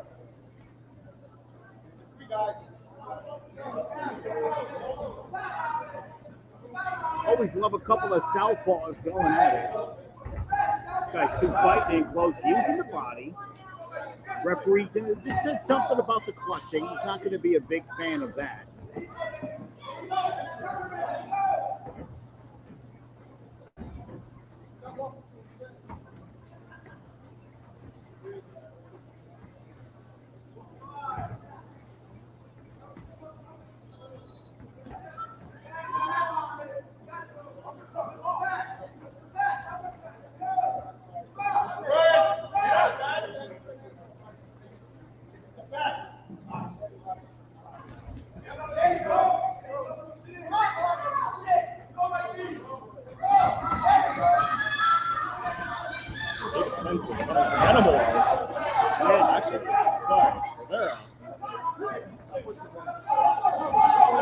Benamor's got Rivera up against the ropes, teed off, big right hand from Benamor, who's definitely using his size and strength. Although Rivera just touched him up with a left uppercut. Not having enough power to really send that much damage right into his face. See both of them trying to test the strength of each other, see who will falter over here. Benamor dishing out a lot of finger to the head. 10 seconds left. Oh! Sneaking in. Huge right uppercut. That was a nice move. Good head movement by Benamor when he got caught in the corner. An absolutely phenomenal second round between these two fellas.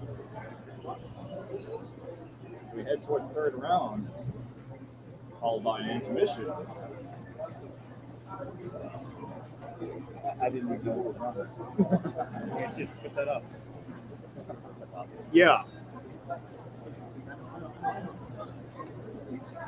We're heading into our third and final round between Rivera and Benamor, and I would venture to guess Benamor might have a slight lead here as we head into round 3, but it's really anybody's fight.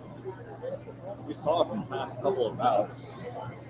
Red side seems to really get a huge advantage at some point without the first round or second round, coming into third round afterwards.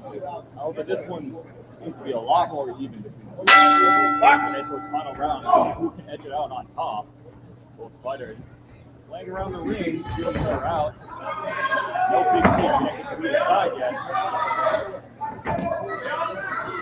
Big kick to the right temple from Benamor.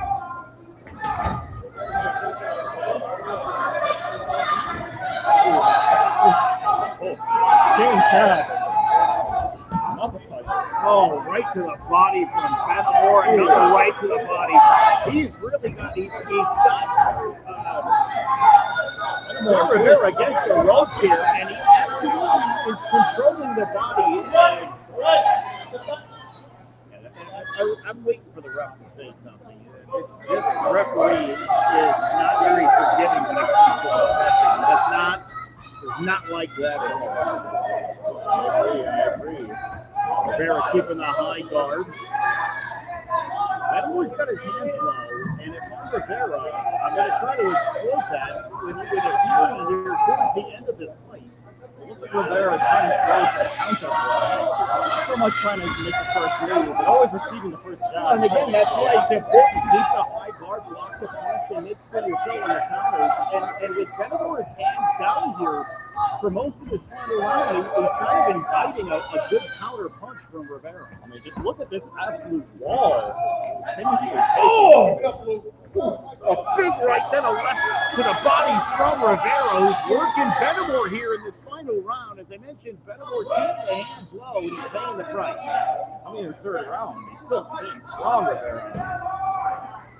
Looking to keep wear down his offense.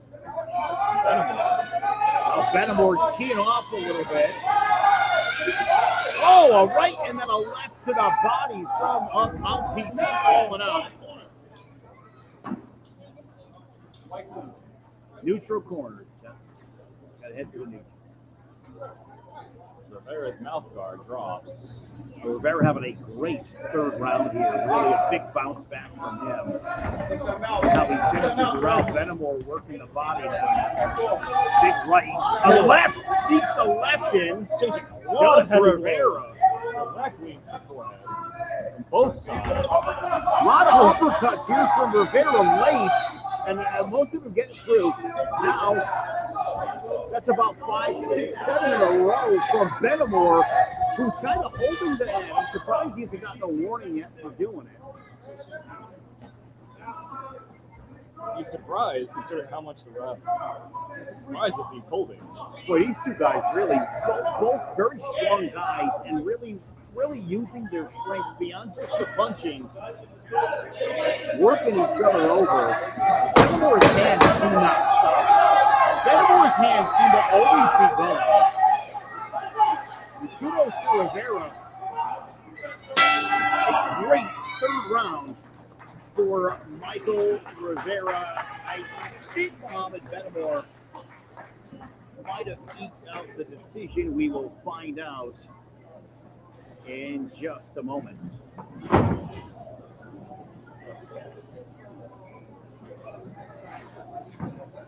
Outstanding matchup here this afternoon.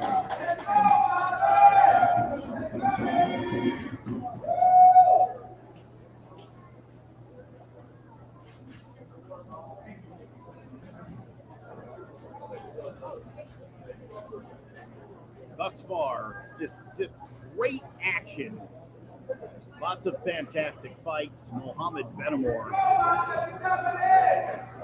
and Michael Rivera. Let's go, Brad.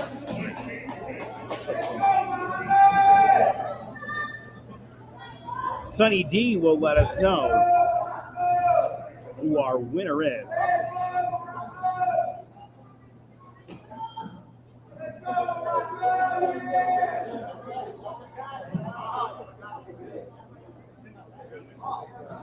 We are halfway through today's fight card. I believe the intermission will be coming up right after this. All right, and the results between Mohamed Benmore and Michael Rivera with the unanimous votes. Red corner is your winner! So Mohamed does take the win as I suspected he did. Benmore. All right, and with that, folks, we will take a 15-minute intermission. Go to the bathroom, grab your snacks, do whatever you want.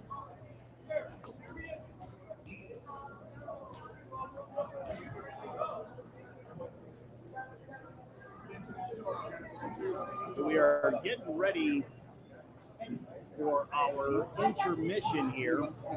Oh, sorry.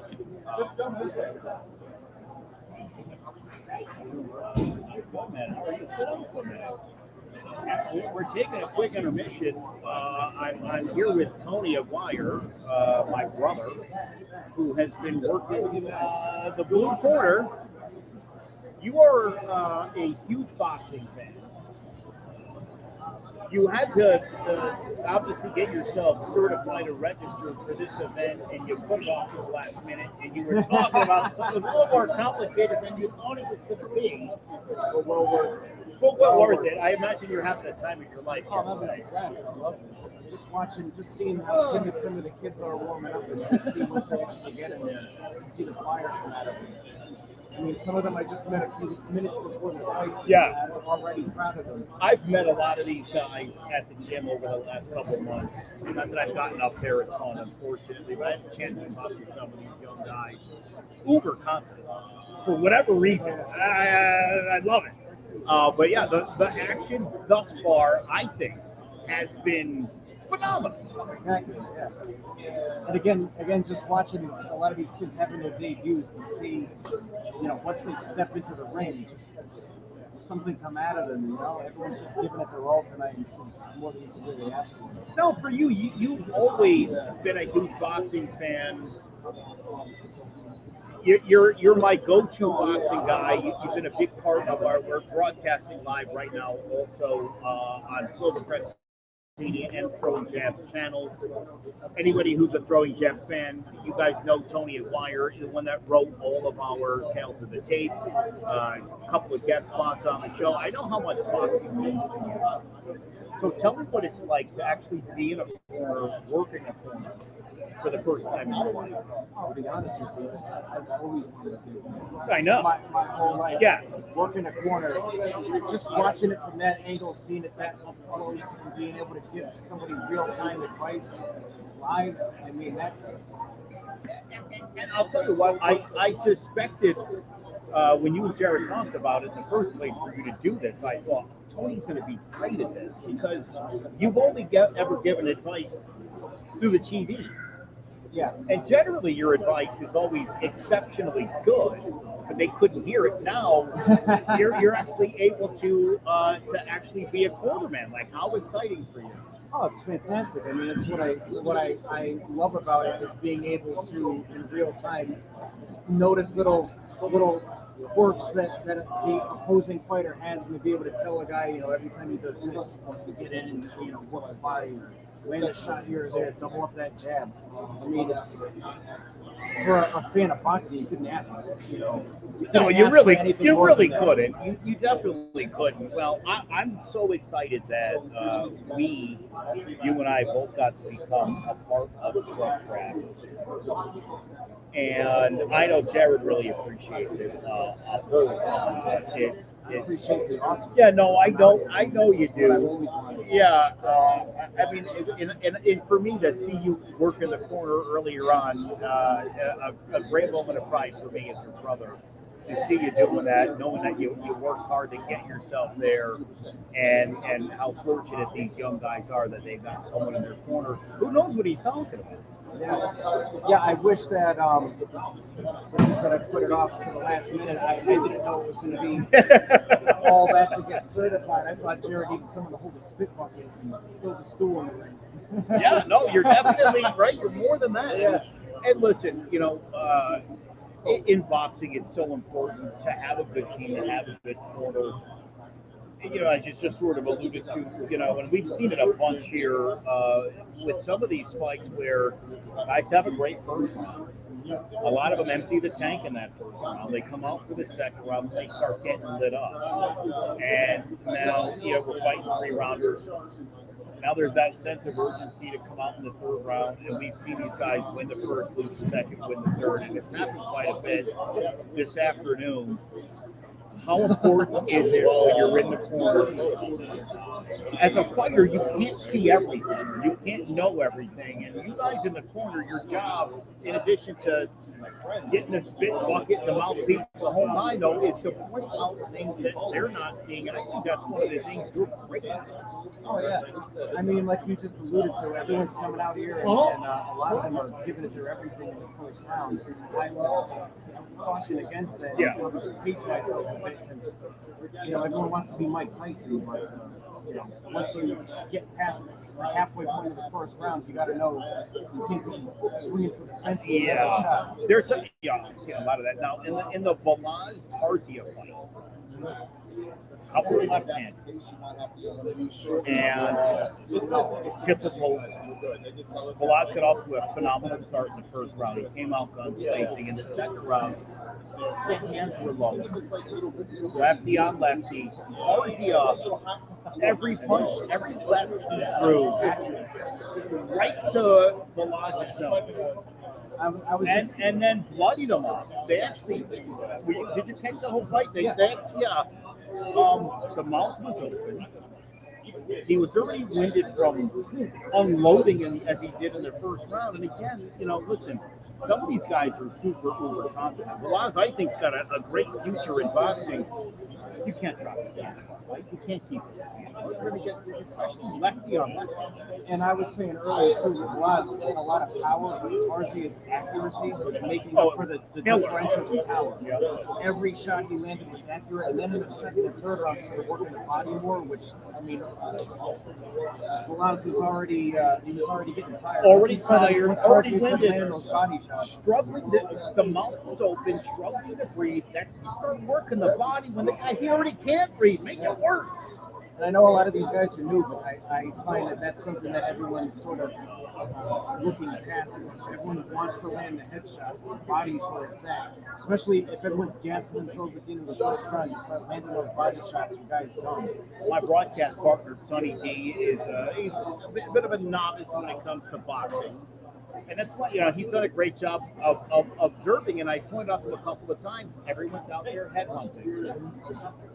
You got to work the body. You've got to work the body. You've got to change levels. We've been talking a lot about that. If you get stale, if you're just working one area, and we also saw that in the last fight.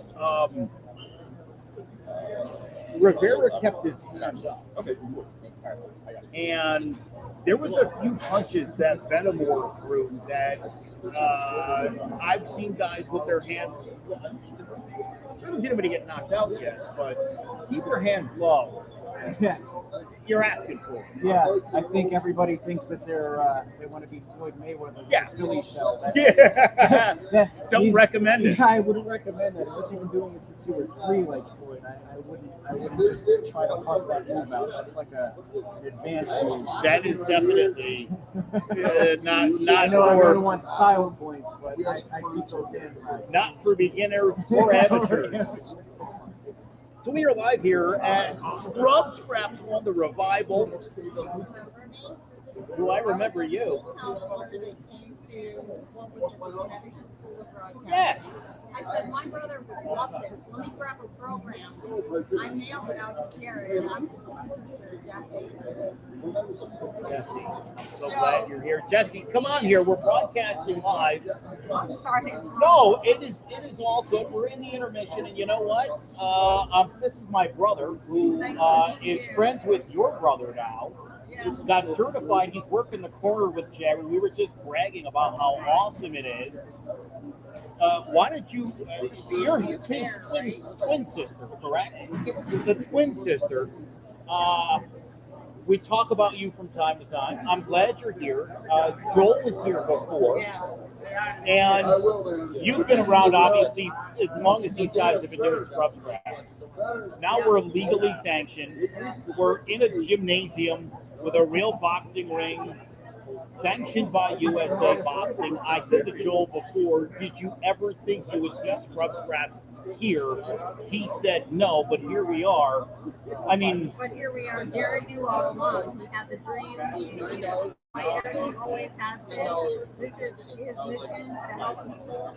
You know, we all have a purpose on the planet, right? And this is what his is. And I mean, no, absolutely not. I didn't when I was in the driveway in the garage going, is this legal? Right? You know? Is this legal? Here he is. And now here we are with about 50 USA boxing officials, judges and referees and everything. And it's funny. I talked to your brother yesterday on the telephone as I was shoring up all the broadcast stuff.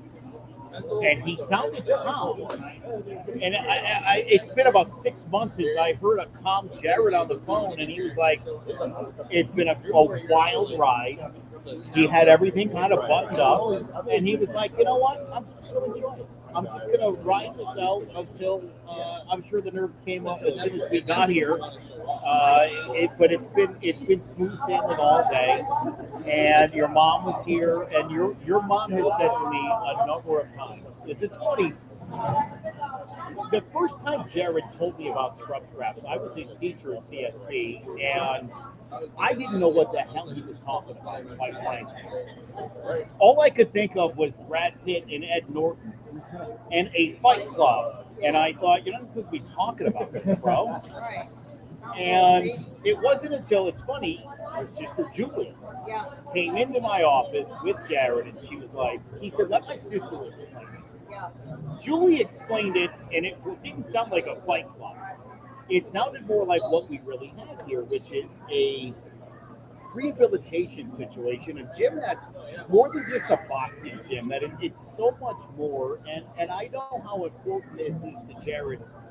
Between the time this thing was shut down until the time we got this thing legally put together and sanctioned by USA Boxing, he lost, and I'm sure you did as well, 3 or maybe 4 people from back in the old days. And when we were at the grand opening in February of Scrub Scraps, I asked Jared about sort of the bittersweetness of, you finally got this thing, but sad to have to lose people along the way. Once we got into this place and we knew we were going to get this going, it's like, you know what? Not going to Right.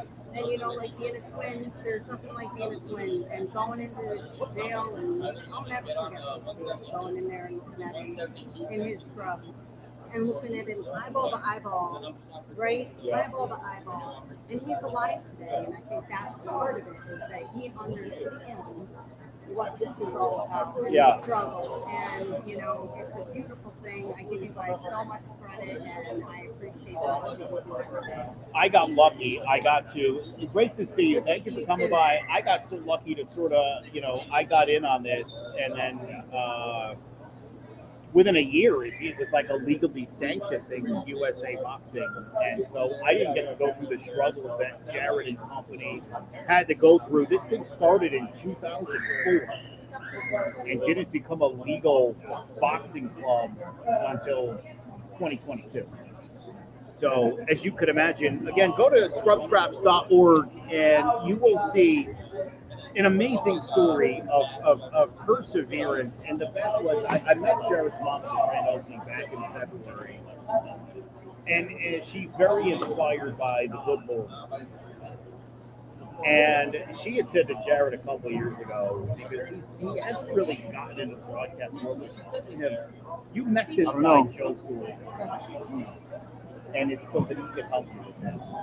And I got to tell you, it's been so amazing to be able to help with this. So we're going to take a quick break, and we will be back live from Scrub Scraps. Apps can do a lot of cool things. You could order dinner, gamble on your favorite team, and track your health. You could even get a mortgage. One click and you can be approved. I'm not sure by who or what country they're in. You deserve more from the mortgage industry. At AnyMac Home Mortgage, we believe in the need for live human interaction during a very complex process. The kind of service and guidance which an app simply can't provide. Our customers are more than credit scores and income documents. They're individuals and families who live in and strengthen our communities. Their story is our story, and that story begins in a home. Chris Sawyer is an expert on providing superior customer service and in meeting the mortgage needs of current and future home buyers. With over 18 years of experience in the industry, Chris is able to help customers migrate through the home buying and home financing process by using his wealth of knowledge as a well-qualified mortgage professional. And best of all, Chris is located in Cromwell, Connecticut, where he has helped hundreds of clients in Connecticut, Massachusetts, and Rhode Island make their dreams of home ownership a reality. Visit chrissawyer.annie-mac.com. Email him at csawyer@annie-mac.com or give him a call, 860-878-8730. Chris Sawyer, NMLS number 39345, corporate NMLS number 338923, Annie Mac Home Mortgage and Equal Housing Lender, American Neighborhood Mortgage Acceptance Company, LLC, DBA Annie Mac Home Mortgage, LoFi Direct, Connecticut First Mortgage Correspondent, License Lender, Broker Number ML 338923, Massachusetts Mortgage Lender and Mortgage Broker License Number MC 338923, Rhode Island License Lender, License Number 201128110L. Call for additional details. One-sided like super fights I've ever watched. Yeah, we are back here live at Coventry High School. It is Scrub Scraps 1, the Revival, the beginner and amateur boxing competition. We've got 8 more fights to go. We were just talking with Tony Wire, who's one of the cornermen here. My brother. Are we doing a raffle of some sort? Is that what this is? We are. The beautiful Erica Jones has just come over with a good wooden boxer, and I didn't know what this is. I don't want to read them off. We'll read them off. That's Sunny. Sunny, this is Jared's wife, Erica. She's great. I'm Sunny B. So how long do we have for the intermission? We only have a couple of moments. So should we just do that now? Yeah, we could We have 5 baskets, so 5 winners total. Sure. I guess just try to really put your hand around in there because like it's shaking them. Yes, give them the illusion. Do you want to head over to the main Yeah. All right, okay. They're not in order. Yeah, they're not in order. This is the. You know, stand by the basket far away. Yes, I was just, I got people asking if they're still pumped, so there's still plenty. Yeah. Oh, yeah. There's still 8 more fights, so we still got we got a ways to go. Yeah. So let's talk about the big welterweight matchup between Terrence Crawford, Bud Crawford, and Errol Spence. You just said this to me. I don't know if it was on air or not. And we were just getting ready to come out of the commercial. A championship fight, super fight between 2 undefeated. I said this to Jared the other day.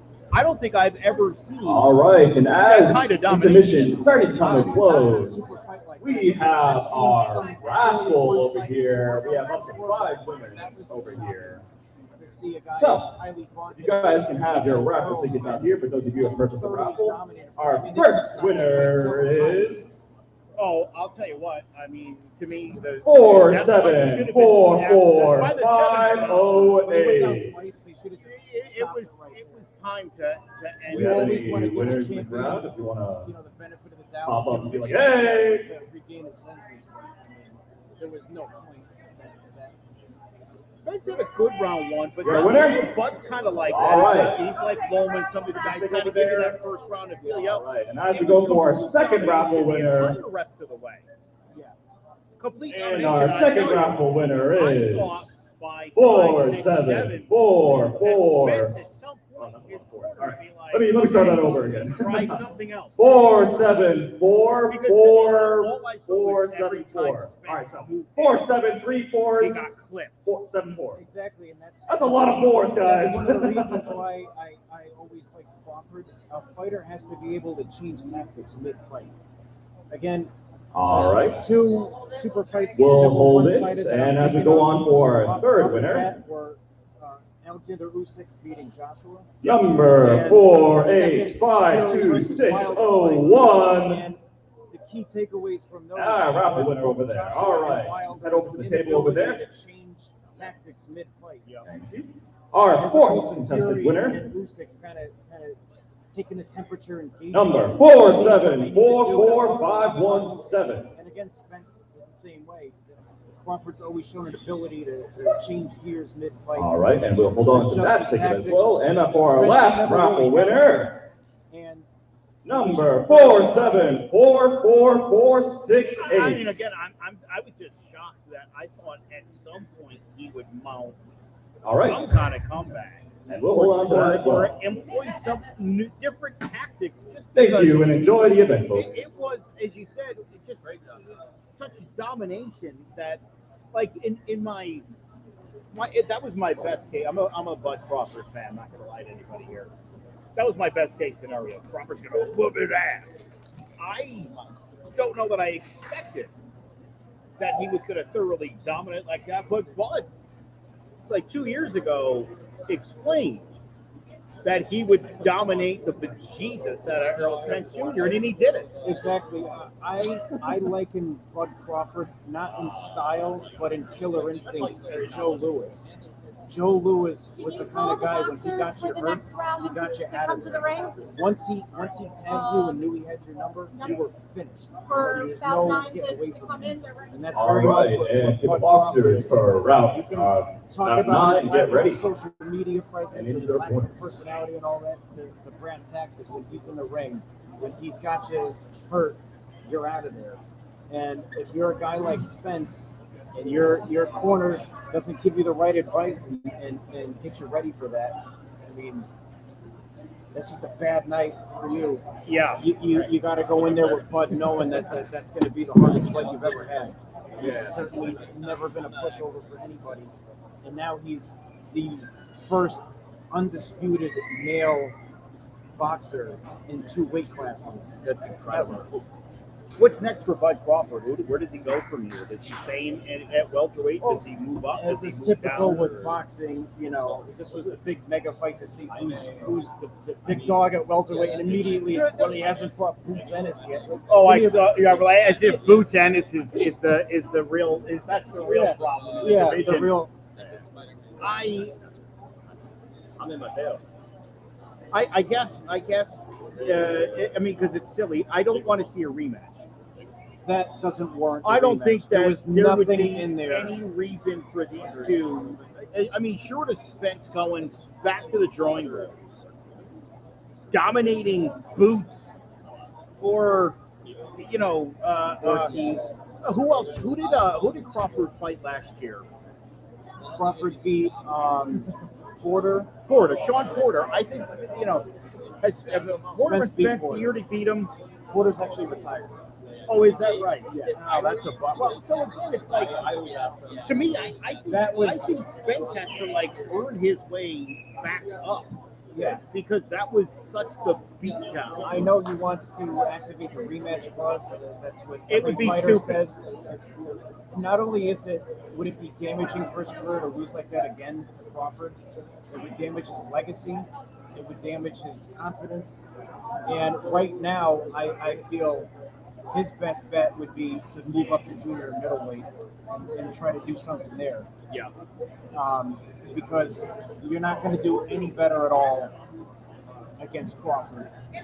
A total domination like that, that's like Anthony Joshua going in against Usyk a second time. I mean, that was just a disaster for his legacy. Yeah. Oh, good lord. Anyway, just. All right, so we're getting ready now for the second half of this fight card. 8 more exciting matchups. Our 8th matchup, Santos Martinez and William Cruz are getting in the ring, couple of 125-pounders. That referee, by the way, she's Australian. Did you know that? I heard her talking before. I wish her a good day. Just joking. All right, so here we go. And thank you for waiting for the intermission. As we head into about number 8, yeah. 8. In red corner. 9? All right, okay. Bout number 9, my bad. Representing Manchester ROC in red corner, we have Roger Sergovan.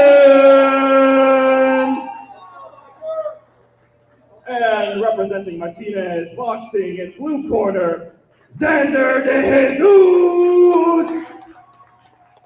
This is an intermediate division, 125, weight class, 2 minutes, 3 rounds. Good luck, gentlemen. Wait, this is Sergovan and De Jesus. Is that right? This is Sergovan and De Jesus? I thought this one got canceled. Oh, okay. It must have been Martinez and Cruz then. Okay. All right. Well, that's great. I heard this Roger Sergevin is a fantastic boxer from Manchester, ROC.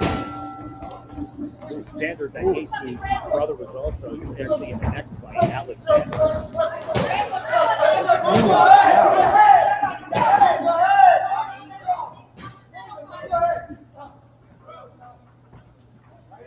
Well, this is a banger of a fight so far. Look at the combination from the Jesus.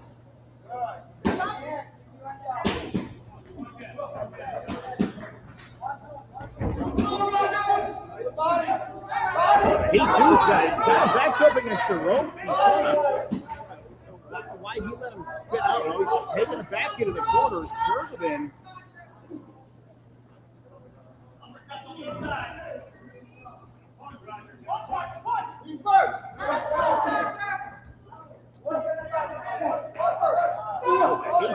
Jesus is working the body. It's going to be a standing 8 count. And Sergevin getting lit up here early on in this fight.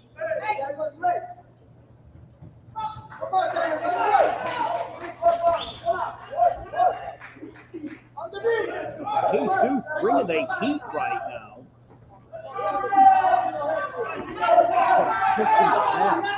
Pushing Sergevin back.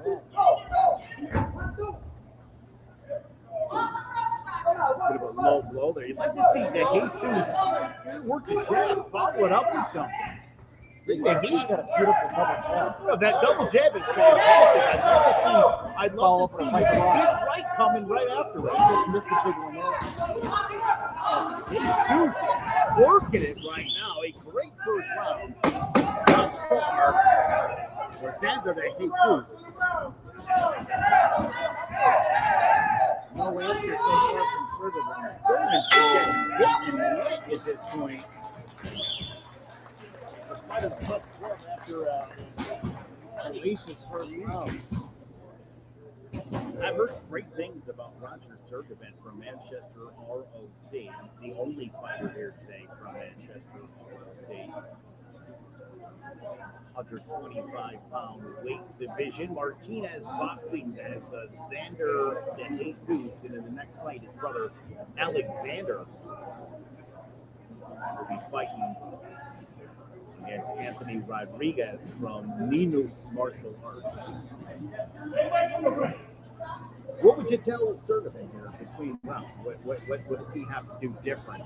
I would try to circle out, keep my backs off the ropes, try to maintain the center of the ring, keep going towards the center, work the jab more. Right now, he's just engaging too much. He's getting caught on the inside with body shots. He's trying to fight him in a phone booth.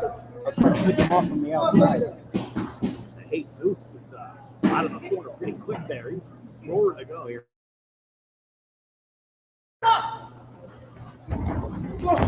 Fires down the neutral corners. Here we go. And they are throwing.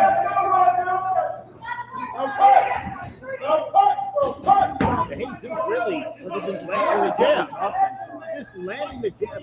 And I think it's making it hard for Sergevin to mount anything. He constantly gets pushed off with that jab. You know, Joe, the jab's the most underrated punch in boxing, and that's what I told the fellas in the corner earlier. As long as you're jabbing, you're keeping the other guy guessing. He's not doing anything. As you can see here, Jesus landing 2, 3, 4 jabs in a row. Sergevin has no time to get set. Pushing Sergevin back. He's just pulling him around him. He's definitely working physical advantage. He's definitely a slightly bigger fighter here. Oh, Sergevin. Bunch of turns here. Beautiful 1-2. Ooh. Oh, there goes Sergevin. A straight left jab to the face. Exactly. That's what dropped him. Underrated punch in boxing. Everybody wants to throw the haymakers, the uppercuts, a well-placed jab. When somebody off balance, they're going down. Exactly. It's like we were saying earlier in the Tarzan fight, his accuracy is key.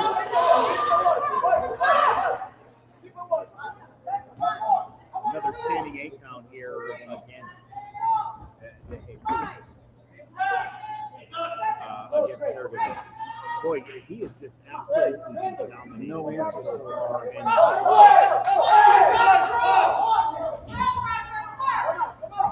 Good on the nice left there, but again, taking all sorts of damage. Sergey needs more lateral foot movement.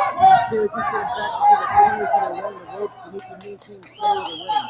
He's throwing that looping left, and every time he does, that Jesus pops him in with a right hand.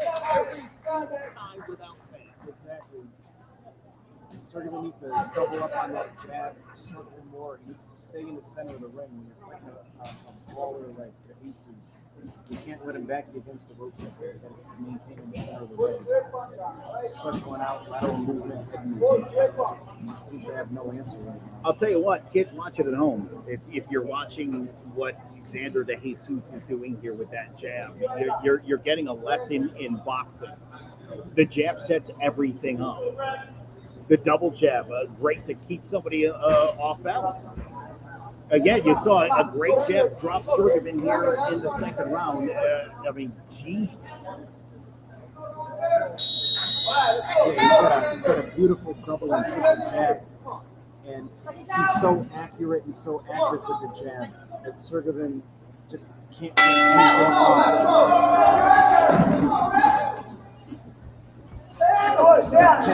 Oh, big left. Jesus tagged him again. He's such a strong fighter, is De Jesus. Not just with the punches, he's physically just That's what I'm pulling saying. him around. Physically able to dominate his opponent. Excellent head movement. The pushing, again, those stiff jabs. They literally dropped him with a left jab. Oh, big right, a big left from De Jesus. Smartly goes to the body. Mastery of the fundamentals here. Here's Sergey finally mounting a little bit of offense. 3-punch combo. So right here, Sergey should be using that jab, scoring points, keeping him at bay, preventing the Jesus from mounting any kind of offense.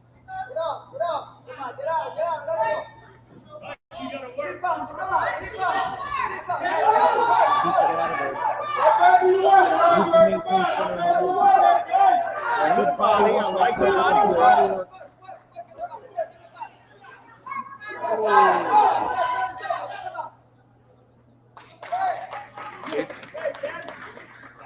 Over. Xander De Jesus with the technical knockout. It's our first of the afternoon. I gotta tell you, and I hate to say this, Roger Sergey, not a great performance, and I heard a lot of hype leading up to this fight. But man, Xander De Jesus. Well, as we keep alluding to, Xander De Jesus, an excellent mastery of the fundamentals of boxing. Double, triple, quadruple jabs, working the body, getting him. He's perfectly cutting off the ring, getting him against the ropes constantly in the corners.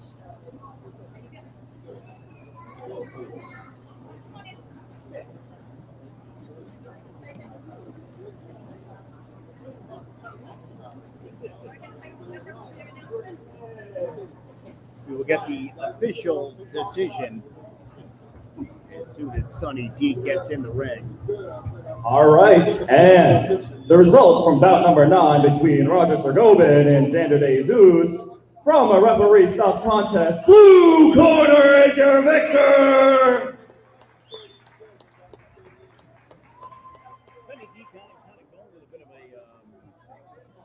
a street fighter approach to the announcing of the fights, doing a fantastic job for us. Definitely doing a fantastic Certainly job. do appreciate it.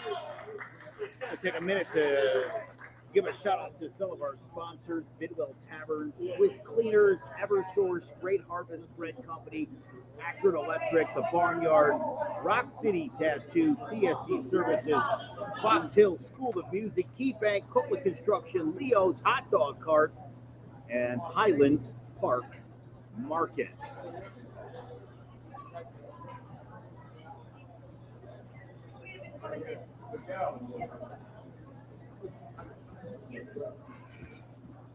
Well, it has been all action packed thus far today.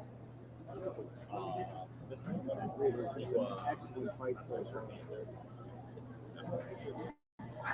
You know, listen. The main thing when you're doing these amateur fights, and a big part of what Jared loves about doing this, Jared Jones, is hitting evenly matched people against each other. It's really the whole key to doing this. And I would say 8 for 8 as far as guys who belong in the ring with each other. Oh, absolutely. I saw some good things in there from Sergevin. It's just poise and tenacity and fundamentals of the race just too much. To be fair, this thing He's such a master of his skills. There's a lot of these fellas from Martinez boxing, and from the looks of it, they're all phenomenal fighters. Oh, absolutely. I imagine their coach drills them every day on the fundamentals. They're working the body, they're working the jab, they're mixing it up in there. They're maintaining center of the ring. They're not following laterally. They're moving, that's moving in a linear movement. They're moving laterally side to side to cut off the ring. Yeah, just excellent fundamentals from Martinez boxing group so far. So we had our first stoppage of the day. Xander De Jesus was battering Roger Sergevin pretty badly when the referee put a halt to the action about midway here through the second round. And get ready for our next bout. There was one time where I was right there. It is Alexander De Jesus, 141-pounder, and Anthony Rodriguez from Minos Martial Arts. And then he said, no, I said,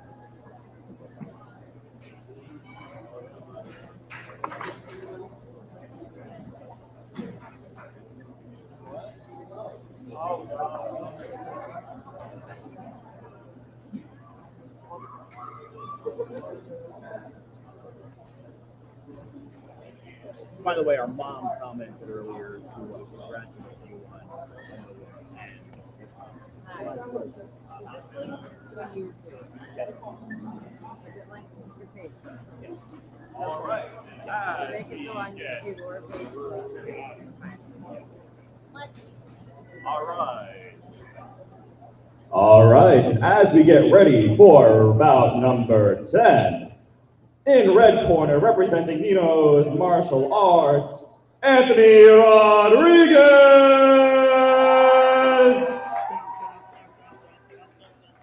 And over here in blue corner, representing Martinez Boxing, Alexander De Jesus! This is a junior division, 140 weight class.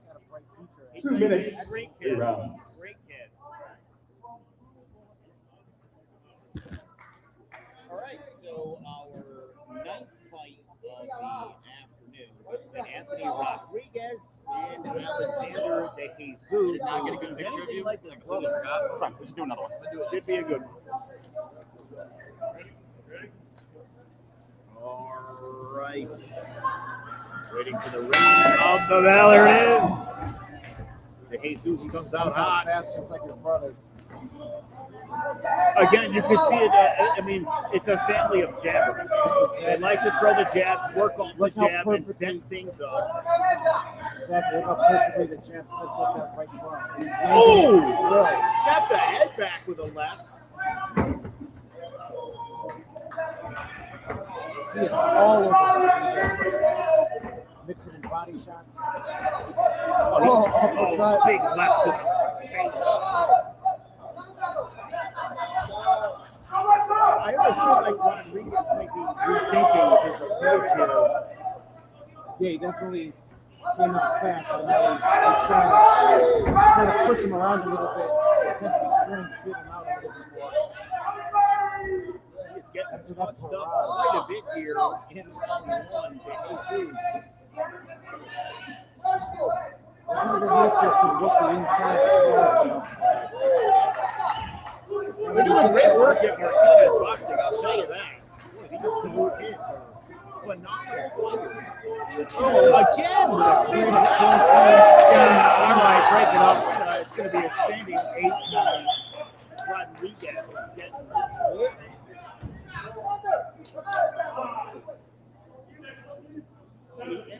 we were just talking about Crawford Spence. Don't answer Rodriguez. Again, those jabs, and then there comes the big overhand one. Rodriguez is like, oh, I'll just keep coming. That's a great idea. Powerful right hand by as his brother cheers him on.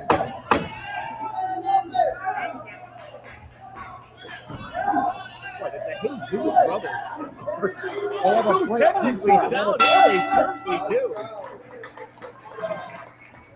Round is over. Cleared 10-8 round. Just as proficient from long range as close range. That was brilliant. Brilliant boxing by the Jesus. Boy, Rodriguez a little wobbly on his feet, getting back to the bench. What would you tell Rodriguez here? What's the game plan going into this round? I would try to get my jab working more, get the straight rights going. I would try to keep him at longer range because I feel close range that Jesus is just brutal. Yeah. Absolutely brutal. You want to keep a guy like that as far away from you as possible. I'd rather have my fighter take his chances at long range that they take those shots full steam from that close. A dominant first round for Alexander. Alexander and Xander.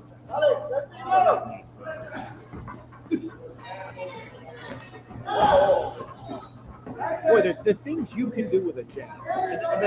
Again, if you're a young fighter, pay attention to the Jesus brothers. You'll learn some things here. Great left to the body. Notice how Rodriguez came out this round trying to work that jab or stay further away. Just as I said, you want to keep a guy like that as far away from you as possible. Good corner advice. Oh, big right hand. You don't want to be up against the ropes. Oh. Up close to Jesus and actually backing down. Some balance on his feet. Great footwork. Working the jab, doing all the fundamentals right. Working the body. And then you change the weapons. Patience are even open at this point. It's going to be another standing 8-9 from Alexander De Jesus. And another stoppage. It's over. That was a merciful stoppage right there. He was getting absolutely battered. It looked to me like he had his eyes pretty much closed. The agony on his face there as he was taking his body shots. Oh, and again, let's talk about that. De Jesus burying it up, not just going head hunting. You land a couple to the head, then work the body. Work the body. Play it smart, and that's exactly what we saw in this fight. And a phenomenal performance by another De Jesus. Exactly. I mean, you hit it right on the head. All these guys are going head hunting. The body. When you've got a fighter that's already overwhelmed and tired, you start landing those body shots. Devastating. Absolutely. You might land a headshot 50% of the time. You land a body shot 100% of the time. Yeah. You're doing it right? I mean, again, it's more and more these days.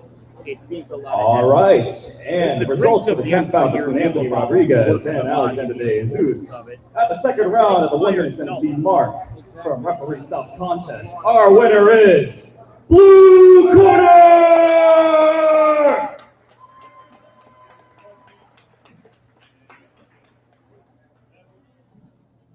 I mean, you know me personally, I've always been a fan of those.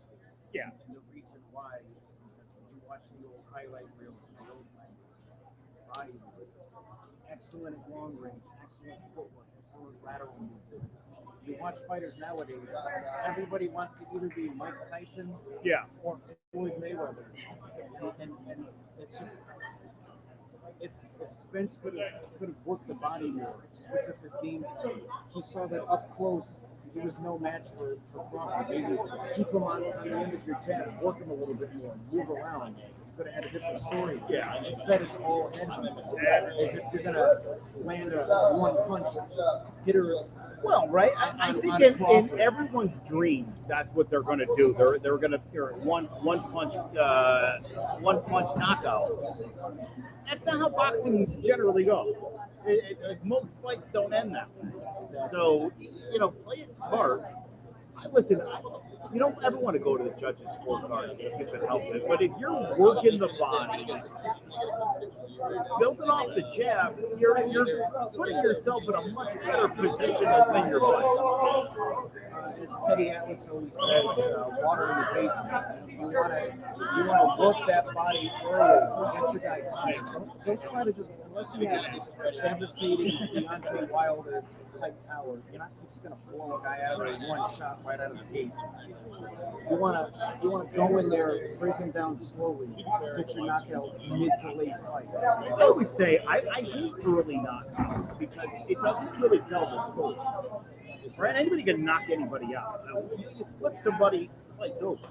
I always like to see. One of the things about Bud Crawford I love is like 7, 8, 10th round stoppages a lot.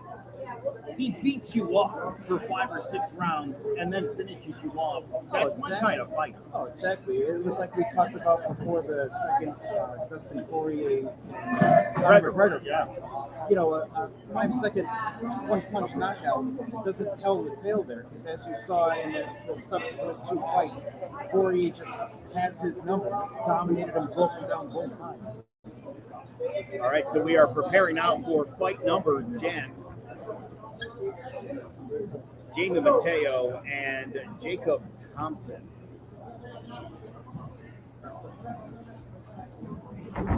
All right, as we get ready for the 11th bout, over here in red corner, representing the Whaling City Boxing, Jaime Mateo! And over here in blue corner, representing Nino's Martial Arts, Jacob Thompson! This junior division fight between the 140 pounds fighters will last 2 minutes, 3 rounds.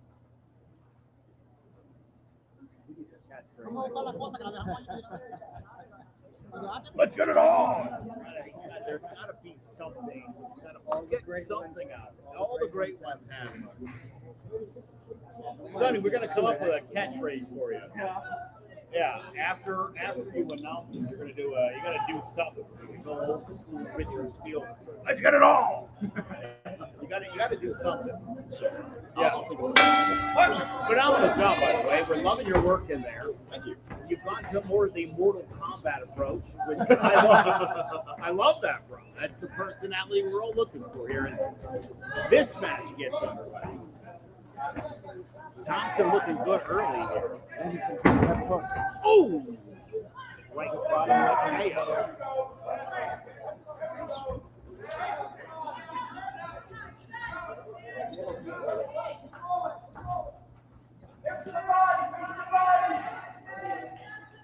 Here, shouts of work the body from the corner. The older guys know what they're talking about. Great left from Mateo, but Thompson's learned a great combination of punches here. See a little more heavy from Thompson. I'll tell you what, we've seen a lot of the jab really pushing guys back. Again, a great way to establish your ring presence. Work off the next one.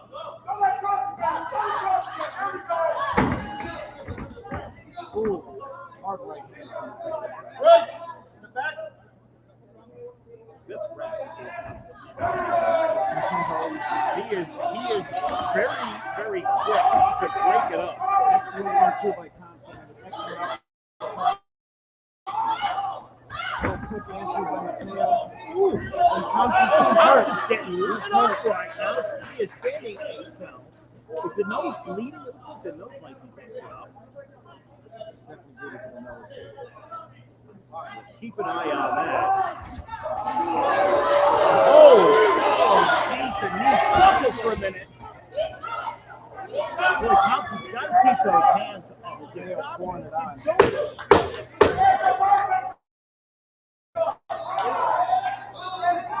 going to be a second standing 8. That is going to end round 1. Thompson didn't seem like he had anywhere to go. I've been saying repeatedly, a lot of these guys, when they're getting overwhelmed, they just need to start working their jab, start working your long range, your jabs, straight rights, keep these guys away, just put them to the football court to get out of trouble. You know, a lot of people think that boxing's just about throwing haymakers and landing punches. You know better than anybody how important the fundamentals is. Working off your jab, keeping your hands up, not walking into punches. You know, I asked my daughter Kaylee the other day, I said to her, I go, you know what punch knocks you out every time? And she said, uppercut. And I said, no, it's the one you don't see. When you're not ready to get punched and someone slits you and your brain rattles in its casing, you're in trouble. Oh, great opening. Look at the sequence out of these two. As we have, Thompson is going for Gusto, but Mateo still laying it on him with big right hand.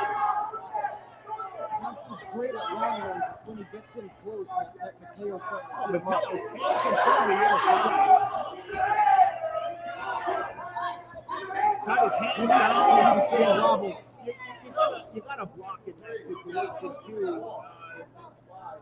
Thompson is excellent at long range. Whenever he allows Mateo to get inside, he starts getting robbed. And when you know that that's the guy's best bet, it's over. It's over. That's stoppage in a row. Oh, Thompson took a big right to that. Got super wobbly. Referee does him the favor and stops the fight.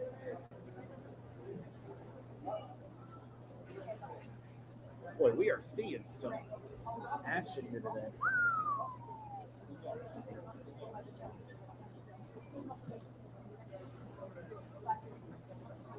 Thompson was excellent at long range. He was catching him with the right, the jab and the straight right every time at long range. Whenever Mateo goes the distance, there's just no contest in there up close. Show of respect. Great sportsmanship. You love that. You absolutely love to see that. That's what it's all about. Mateo, not only a handsome fellow, but a gentleman as well. I agree. Yeah, I know you do. We know it's good. There's nothing I love to see more than good sports. My favorite thing in especially. All right, and the results for the 10th bout between, or the 11th bout between Jaime Mateo and Jacob Thompson. From a referee stops contest, your winner is Red Corner! There's got to be that mutual show of respect. There's nothing I find more annoying than at the press conference for a fight when the two fighters are just in each other's faces, disrespecting each other. Yeah. You've never even met this person. Listen, Jake called Nate Diaz tonight. It's going to be not great. Not great. Yeah. You know, and you made a really good point, by the way. Again, speaking to the young fans, you got to love what you see right now. But you were talking to me the other day about Nate Diaz and the Stockton slap. If it doesn't stay right? off, And you said, my God, if he fished it up and threw that thing, he'd be knocking more people out. I mean, good Lord, Nate Diaz. You want to humiliate your opponent. What are you getting out of that? For a year after the Nate Diaz and Leon Edwards fight, all I ever saw on social media was the Stockton slap and the left hand that wobbled Leon Edwards, and everyone's saying. And then he pointed at him. And then he points at him. Good job. And then he gives him the finger. Yes. With 10 seconds left of the fight. That epitomizes to me Nate Diaz's entire career. And that's why he never became a champion. He never even true. became the BMF champion. Why waste your time with flipping people off and making gestures? Just go in there and finish the guy. He could have a knockout win right now over the reigning welterweight champion. Sure. Look, you look at guys like Vasily Lomachenko, who's a genius, who's a chess player in his spare time, who loves training with other fighters who are cool people, because you can learn a lot from them. And the respect he gets and gives in boxing is unparalleled. Exactly. There's got to be something to it. Yeah, I don't think there was a moment that I enjoyed more than seeing Alexander Usyk and Vasily Lomachenko playing chess with Terrence Crawford. Yeah. The, Three of our three favorite, of the most high-level boxers. fighters Yes. in the world sitting down and having a respectful game of chess with each other. My son, who's 7 years old, he loves to dance, and Lomachenko's not the Haney fight, the one before that. He I think it was against Homie. He lit him up. Oh, yeah. All right. As we get ready for the 12th It bout, was phenomenal. over here in red corner, representing Gifted Hands, Cam Ducos!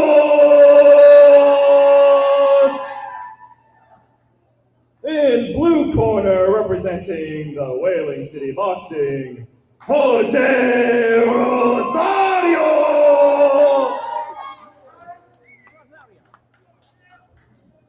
This elite division, 3 rounds, 2 minutes.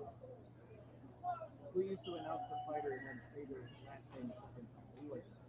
Oh God, yeah. Rosario. Yes. I don't Going remember. way back. Yeah. That was Yeah. early 90s.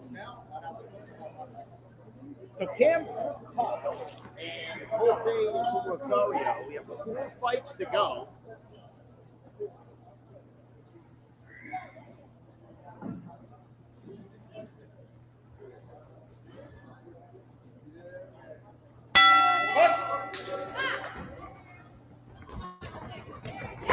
Oh, right off the bat. Bobbled him.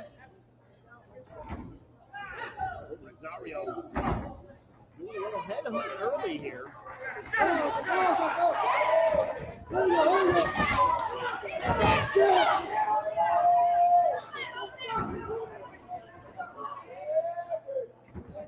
Rosario powerful, but a bit reckless.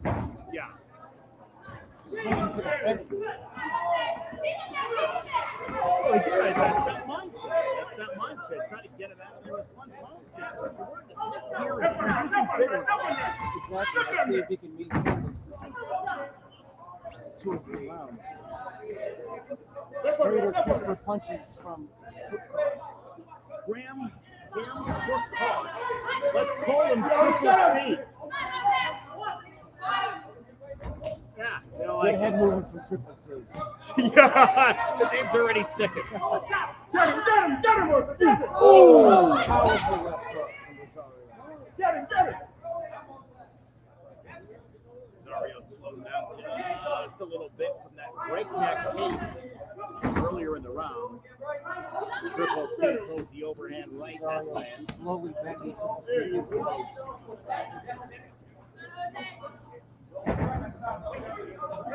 Oh, that's a little low. There you go. Keep it up.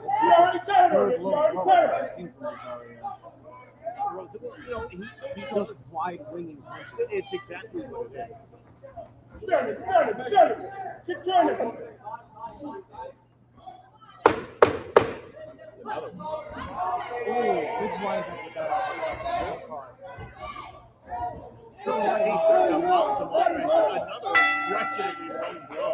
I think he was waiting for Rosario to wind down a little bit. See that? Quite the strategy here from Triple C. Go in there and let Rosario tire himself out of the face. Whenever you have a fighter coming at you like Rosario, just swinging for the fences, the best thing you want to do is let him tire himself out. Let him keep full rushing. Well, not for nothing. Look at Rosario in his corner right now. He's heavy breathing. He does not look great in that corner after a dominating first round. Meanwhile, Triple C, Ducos is standing in his corner. Yeah. Triple C is literally standing up. He ain't even taking the bench in this one. He's definitely landing with straighter, crisper punches. He's obviously the more powerful. We're throwing winging punches. So it takes a lot out of you. Throwing big haymakers from right field. Again, this is why they call it the sweet science. It's not just about going in there and just banging away. It's it's setting definitely traps. is. It's just like chess. You want to set traps. again, a lot of these younger fighters are focused on, they want to go in there and take his head off. It's not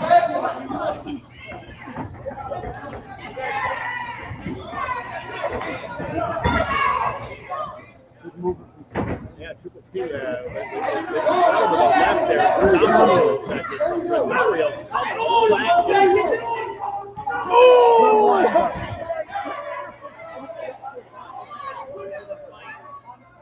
And again, that's a good offensive tool. Like guys just throwing in like Well, and as I mentioned, Rosario was a little winded between rounds. Worked the body. It's a smart play.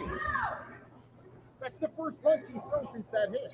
And it landed. I think Triple C could definitely benefit from landing a couple punches. Rosario's foot is slowed down to a trickle. His mouth is wide open. Yeah, he's exhausted right now. Triple C's he's just trying to work the oh my goodness. Throws himself out of the ring. Yeah, Triple C should have been right there with a follow-up. Had something to do there.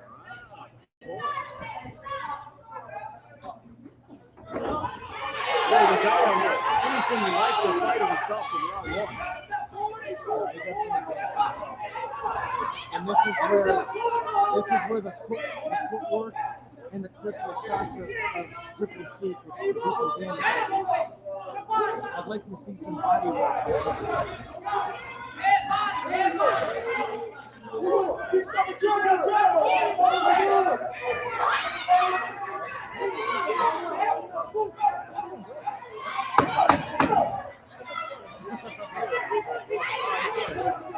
Oh, big left from Rosario.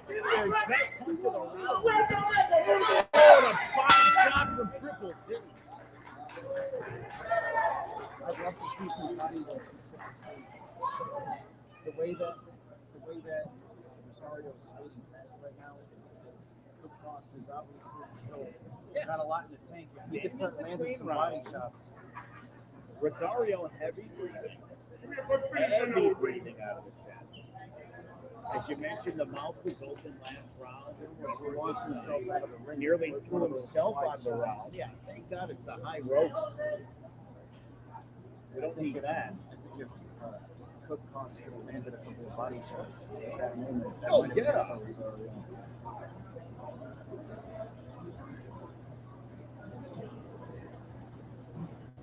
Our referee today. Very serious.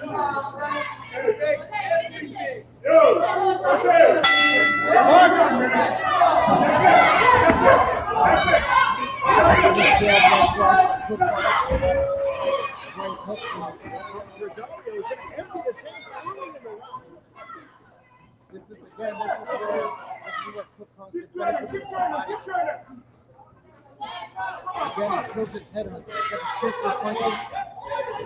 Excellent technique, good head movement. Boy, a lovely shot to the midsection and would stop Rosario in his tracks. Get him his shots. I'd say a nice jab followed by a left hook. Turn it over to the left hook to the body.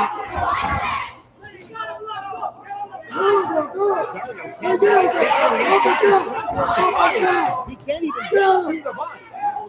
Oh, big one. Look at that. Just like this Triple C goes to the body. Stop Rosario for a second. Roll up. Boy, I think Triple C right now, if he rolls up, go to the body, and then come up top, I think this thing's over. Look how he maintains his poise. Oh, great right. Another good right. Triple C. See,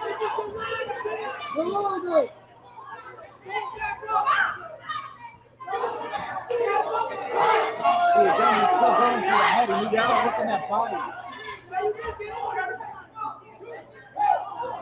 You could see there Triple C looking to throw the big uppercut, and meanwhile, he's work the body.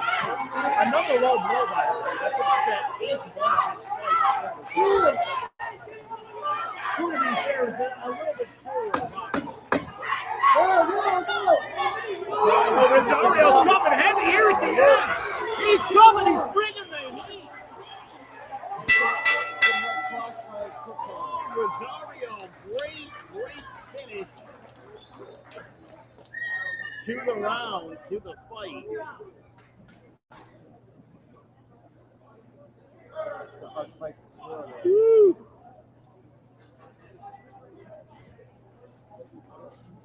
My goodness. Rosario pushing the pace, working the body the whole time. Took cross with the lateral movement, straight 1-2. I tell you what, that might have been my favorite fight of the game. Right? That was definitely one of the No best fights joke. I've seen so far. By the way, big shout out to our sponsors, Bidwell Tavern, Swiss Cleaners, Eversource, Great Harvest Bread Company, Akron Electric, The Barnyard, Rock City Tattoo, CSC Services, Fox Hill School of Music, Key Bank, Cola Construction, Leo's Hot Dog Cart, and Highland Park Market. All right, here comes Sonny D with the judges' official decision. All right, and the results for our 12 bouts. By split decision, your winner is Blue Corner!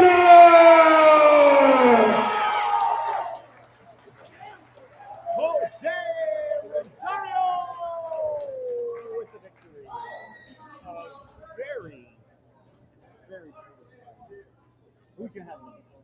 I had I also thought Triple C. punches, more game plan, excellent footwork, excellent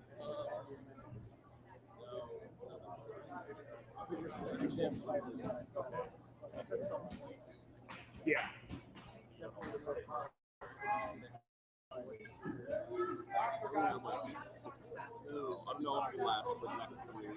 It's been a pretty wet summer in Connecticut, and that means more mosquitoes than ever. If you didn't have your home service for mosquito control and find you're spending most of your time outside swatting those little pests, you are in luck. Mosquito Shield of Central Connecticut provides the best value in mosquito control services because of how they treat your yard using the Mosquito Shield tailored treatment system. They don't use a fixed schedule or an identical product one-size-fits-all service program because you can't control mosquitoes on a set number of sprays or visits. Unlike the competition, Mosquito Shield of Central Connecticut will service you for the season, whatever it takes to provide superior results. This promise has awarded them an industry-leading consumer retention rating of 90%.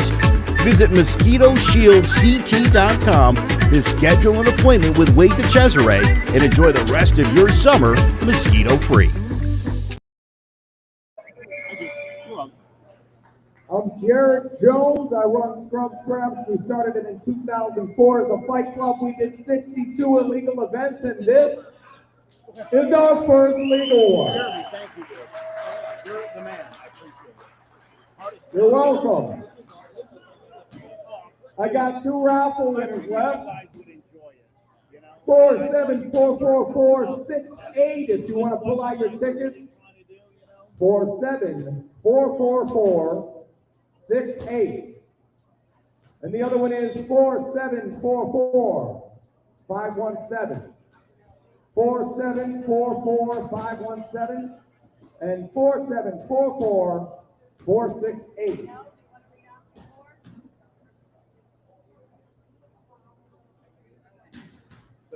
All right, is anybody 4744526? 4744526. Go pick a basket from the raffle table. 4852580. 4852580. Ladies and gentlemen, my twin sister, Jessica Anthony. We did not rig that. Thanks for coming, everybody, and on with the program.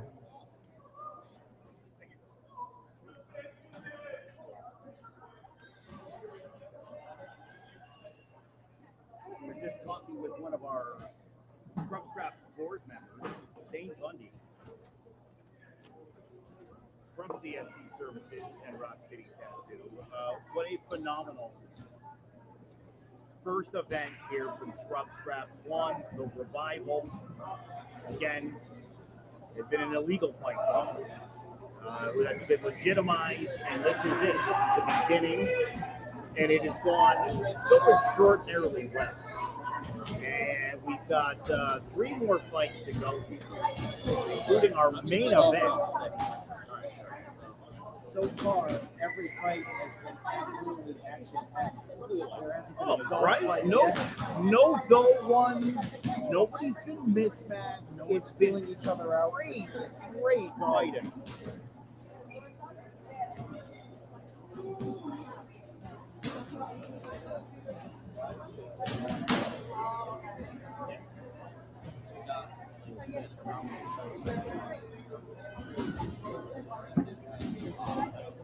So while we're waiting for our next matchup, finally, Jared Jones.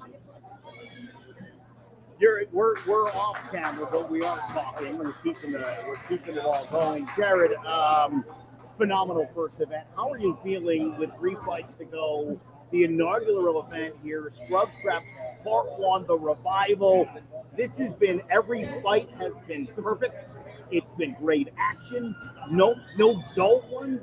Nobody's been mismatched. It has been a phenomenal afternoon of fighting. You've got to be thrilled with how Dane just said to me, I can't wait for the next one. Oh yeah, well I'm beside myself, Joe. I was saying this morning, aside from generic answers, what's the greatest day of your life? This is my answer. If I can't say birth of my kids, I can't say marrying my beautiful, wonderful wife, who I definitely couldn't have done it without. Yep.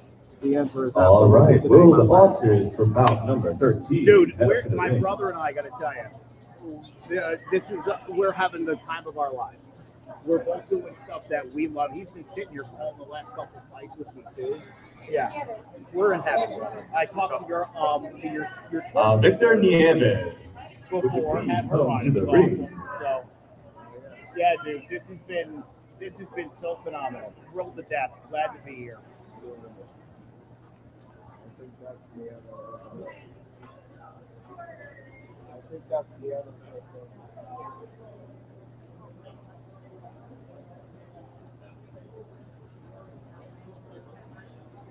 All right, so right now only one fighter in the ring.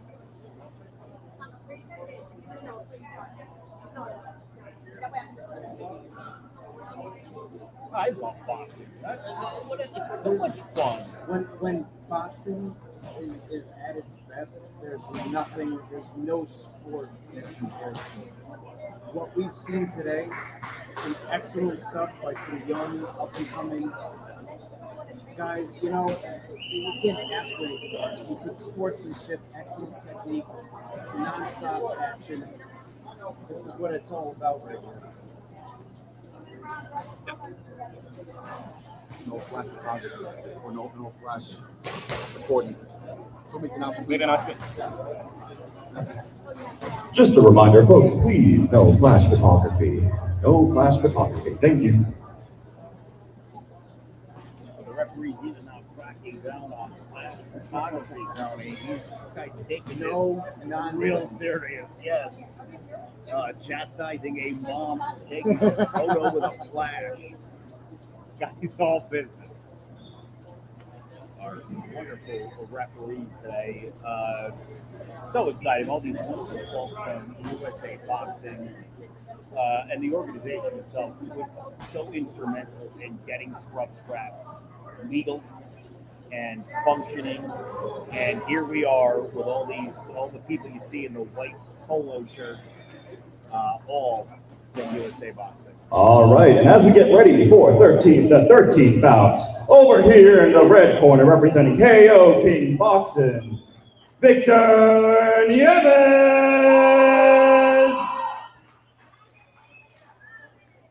And over here in blue corner, representing the Wilner Mendez Boxing, Richard Carino Cesena.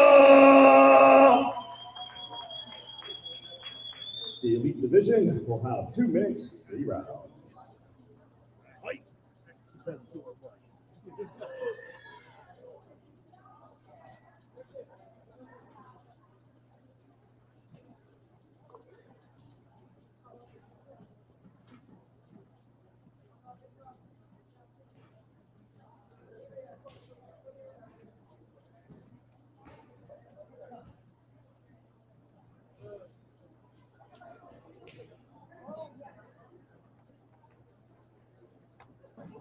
All right, just a couple more fights here to go.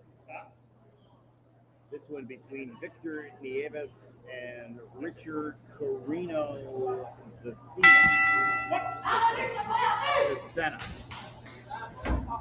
So RCZ and Victor Nieves. They get right to hugging. Oh, hard cross by Nieves. Oh, Nieves.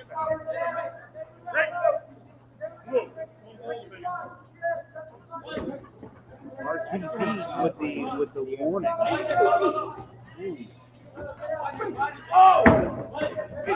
Oh, great right from RCC. Great action over there. This is unbelievable.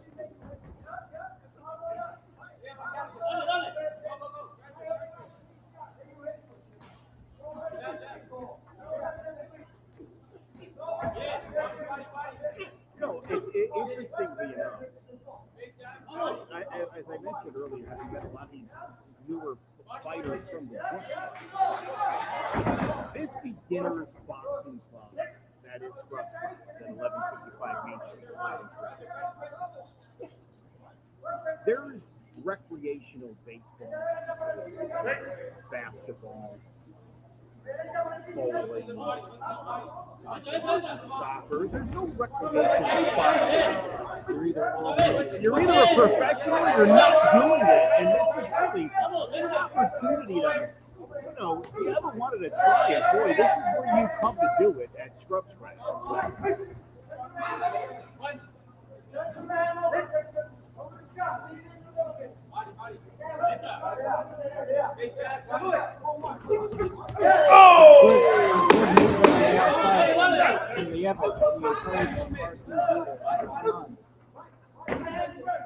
RCC's got a great nickname, but not a great first round. If you are Richard Carino Zacena. I'm just going to go with RCC. That's cool. So, boy, the Evans looked great in that first round. Excellent work on the outside, jab, followed by a right cross. His fundamentals are good. Anytime he throws a jab and a right cross, he tries to follow it with a left hook. And it's phenomenal stuff so far from him, working the outside.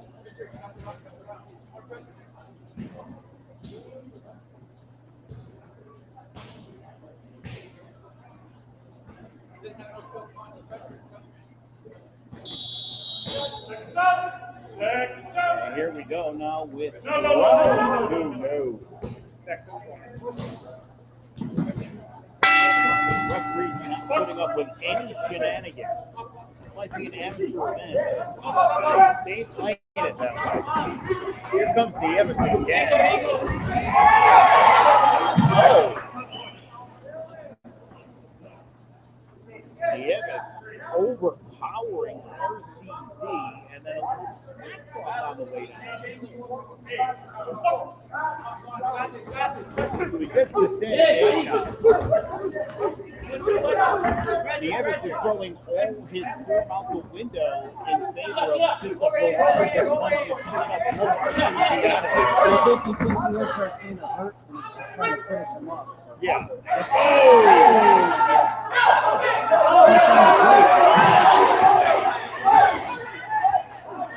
The Evans tried to start the fight over after landing a big punch. It looks like RCZ's about to drop his knees here. Yeah, he's in big trouble. That was a low blow. He said low blow. I didn't see it that way. The Evans is absolutely dominating. That's going to do it for this fight. The Evans is a bit of an emotional fighter. He's going to have to get his act together. You just win an amateur fight, right? Give me a break.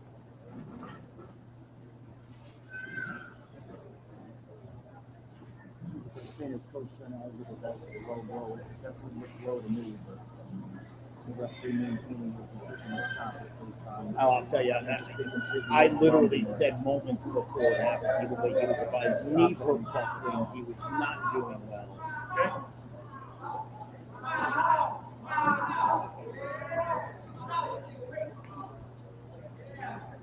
now it's all blood handshakes and stuff. When he dropped out there, very intense fight. Still being talked to. I'm glad the referee is talking to him about it. He's a very talented fighter. He's just a storm going on the headhunting trip. But sometimes you need that.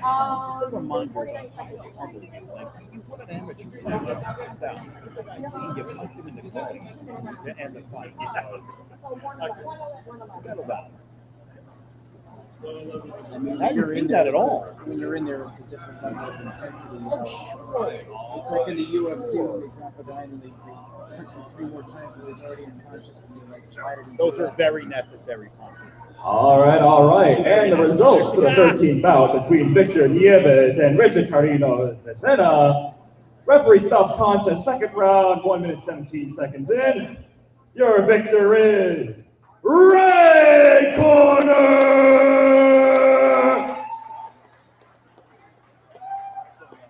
Nice work, gentlemen.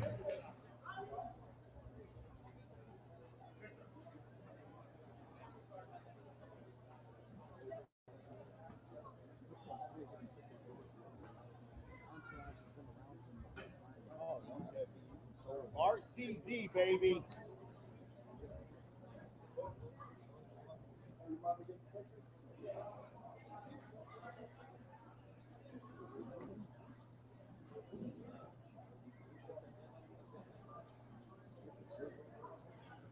Well, that was a tough one. I could see where he'd be upset. It's an amateur fight. What are you worried about? Anything is a learning. Listen. To me, if you're here today and you're one of the 30 people fighting, at the end of the day, you look back on the tape, you look back at the video, and you try to figure out where you went wrong. And I'll tell you, to me, even quite a few of the winners today, including the Nieves here in this last fight, the second round, he threw all 4 to the wind, and it was just throwing haymakers, trying to get the guy out of there. You should be using these fights to work and to learn how to fight. You're exactly right. Again, I feel like this is another one of the lost art of boxing, is that everyone is so concerned with losing and what that means now. Nobody takes that as the learning experience that it is. It just adds to you as a fighter. You know?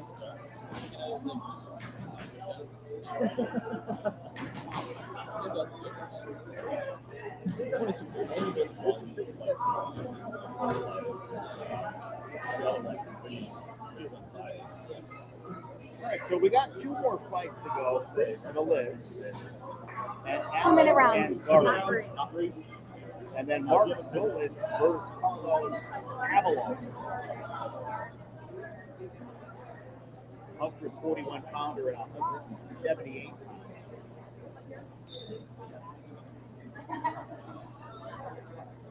It has been an exciting afternoon. We are moving now into about 4 hours of boxing. Again, a big thank you to everybody who is joining us on Facebook or on. I just got a text from a buddy of mine who knows how I feel about boxing. He says Jake Paul tonight. No, Todd, not Jake Paul tonight. I'll tell you what, if Nate Diaz doesn't beat Jake Paul, then I'm convinced that it's all fake. To me, the problem with calling this fight is that Nate Diaz has shown, if he's anything, he's unpredictable. Yes. And in his most important moments, it doesn't tend to come through. No, he does not step up. So to have him entering a boxing ring, albeit with a YouTuber who now has, I believe, 7 fights. Well, 7 fights, and I've heard some people say, some people in the industry, he's not great, he's not terrible. Jake Paul. Exactly. So when Jake Paul first started this, I wasn't really sure what to make of this. All right, and as we approach this 14th bout, over in the red corner, representing Gifted Hands, Chris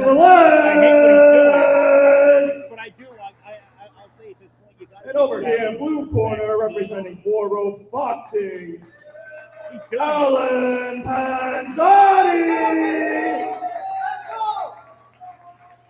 Elite division bouts last 3 rounds, 2 minutes. Exactly. You need to give the guy credit for what's going on. But to be honest with you, to be in this short career, to be facing UFC champions and even Tommy Fury, who's an active trained professional boxer with an amateur record, I mean, to just jump right in like that, everyone's saying he should fight a real boxer. I mean, he shouldn't. He don't even have an amateur record. He would get killed if he fought a real boxer. Yeah, He's and the he right knows that. by his standards. Listen, going from Ben Askren to Tyron Woodley, I thought was a step up. I think Woodley was cheated. Brenton, Woodley knows the hand. Askren is a wrestler. Yeah. Wasn't expecting Ben Askren to do much with the hands. He's also like 42 years old. Exactly. And Woodley being on that downward slide, I wasn't really expecting much of him either, but I also wasn't expecting him to either. Yeah. So this fight is off to a stellar start. Alan Panzotti and Chris Velez.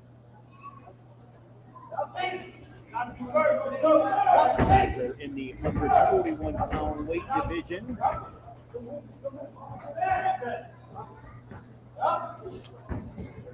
This fight more of a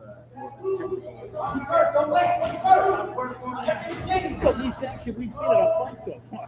Yeah, they're more. Guys feeling each other out. Oh, great fight.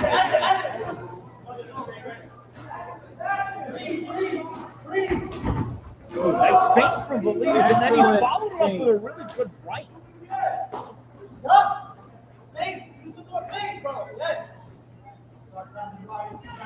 And this is what we talked about. We talked about the long start, the lot of thinking, to set up traps, just running right at him. We've seen a lot less things leading up to this fight, a lot more guys just coming right at him.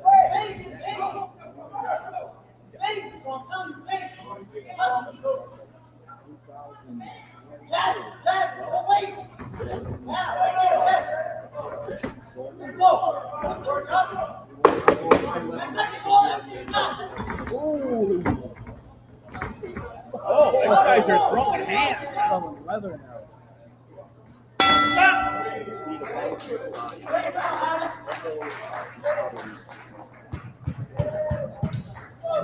Are you serious? I have another chart.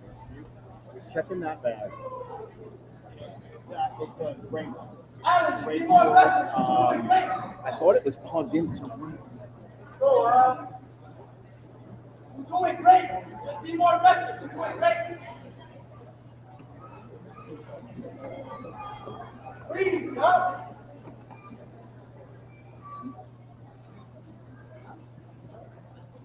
Hey, Blue. Go, bro. Let's go,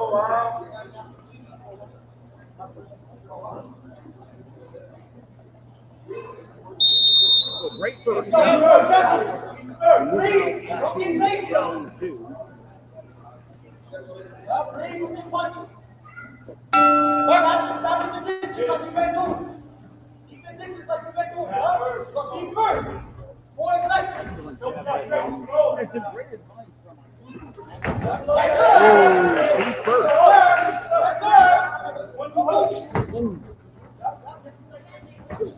Go off the top.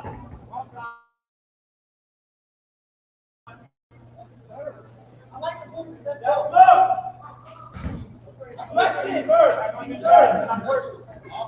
Ooh, powerful. Oh!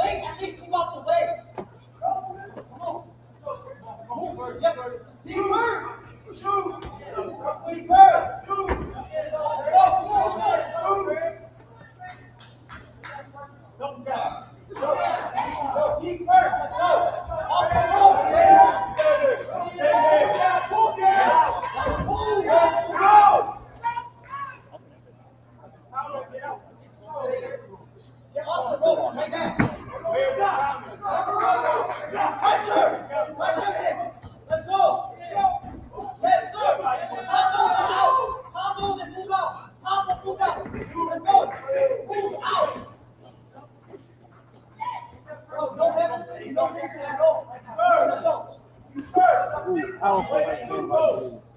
Powerful right hand.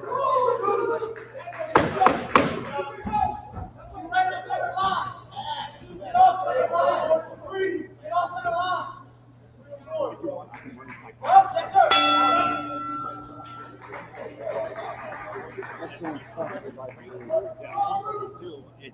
It was here. My phone was here. My phone did 89. All right, Chris Ruiz from Gifted Hand Boxing School. Working the jab, excellent footwork. I knew it was about no, it's all good.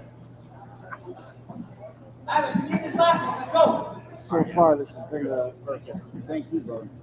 The most elite level technical fight I've seen so far. We're starting to get up to the nitty gritty here. Velez is 5-3 in his career at 20 years old, and Pizzardi is 1-1 in his short career. This is our co-feature main event.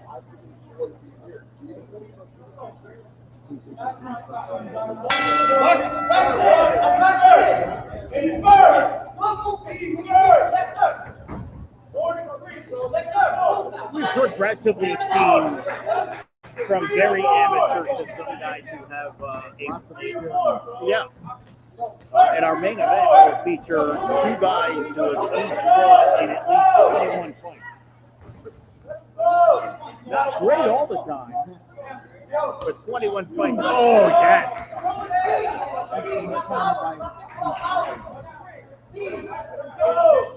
Boy, these two are really going at it. As you said, great technical fight here.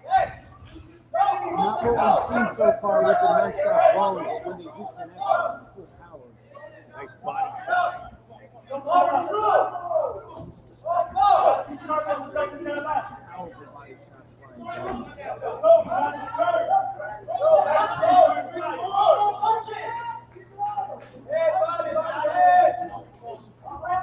Danny sets everything up with that jab. Good body work.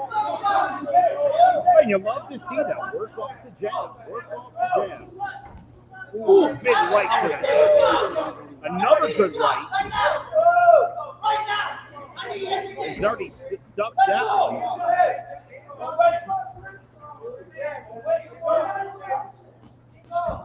Powerful right hand. Excellent ability to stop you. Oh, good way to work the ball. Big uppercut. Pizzardi just has no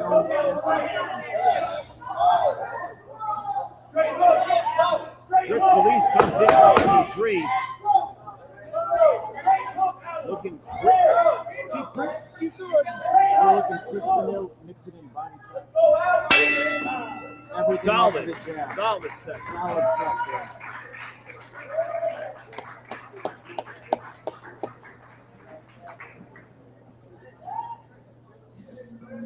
Who took that one? You gotta go with Chris Felice. Yeah. High level, fainting, everything off of the jab. Excellent uppercut, excellent hooks, body work. I mean, he displayed everything you want to see out of a fighter. That's the dude in the main event, and his trunks look like my bathing suit when I was 7. You're gonna love this, people. I think I remember that dude. Yeah. It was Mark from Quark.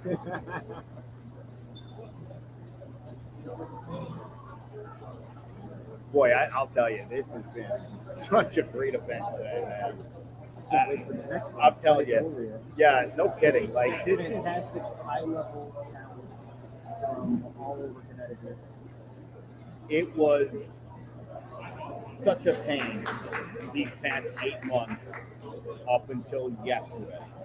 And then everything sort of settled into place, and here we are.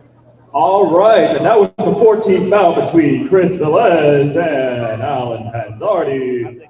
Your winner is Red Corner Unanimous.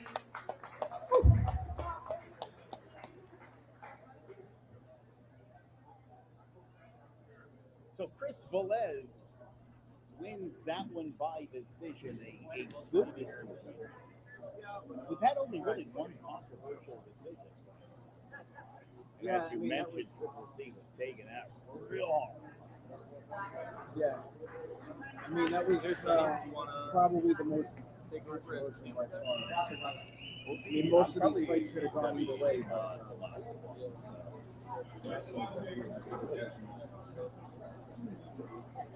I mentioned earlier Mohammed Benamar, who fought in the main event before the intermission, as a service dog. I'm wondering if it must be his fault. Very passionate as he cheered Panzeri on. Yeah, boy, he was screaming at him all throughout too. He kept telling him, "Be first, right? Be first, throw first." But you know, you want to, as a fighter, you want to be able to counter strikes, but if the guy's not offering you anything, sometimes you got to make. You got to press that action. Sometimes you got to go first, even if you are a counter puncher. All right, I wasn't kidding about those shorts. Everyone sees it for themselves now. I love it. Mark Solis from KO King Boxing, 23 years old, 160 pounder. He's 18-3. He's taking on Carlos Avila, Blue Boy Boxing, 23-year-old who comes in with a record. I thought this was a typo. He's 1-22. It's not. I asked.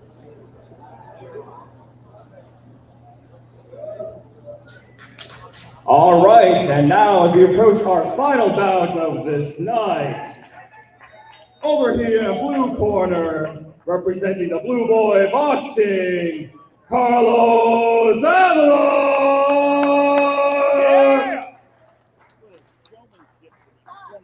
And over here in red corner, representing KO King Boxing, he's the 2022 welterweight New England Golden Glove champion, Mark Solis!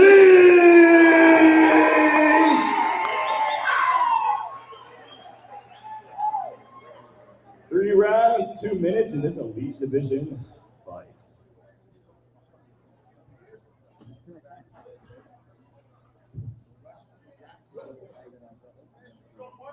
Yeah.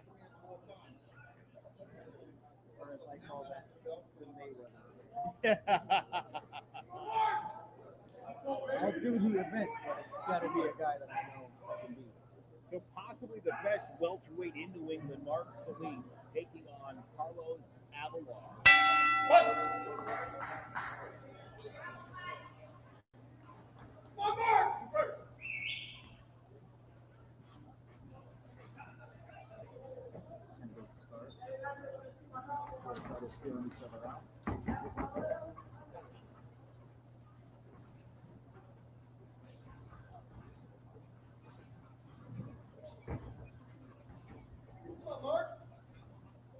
Very, very broad belly. Very compact. Yeah. I was thinking the same thing when I thought of Derek Smith.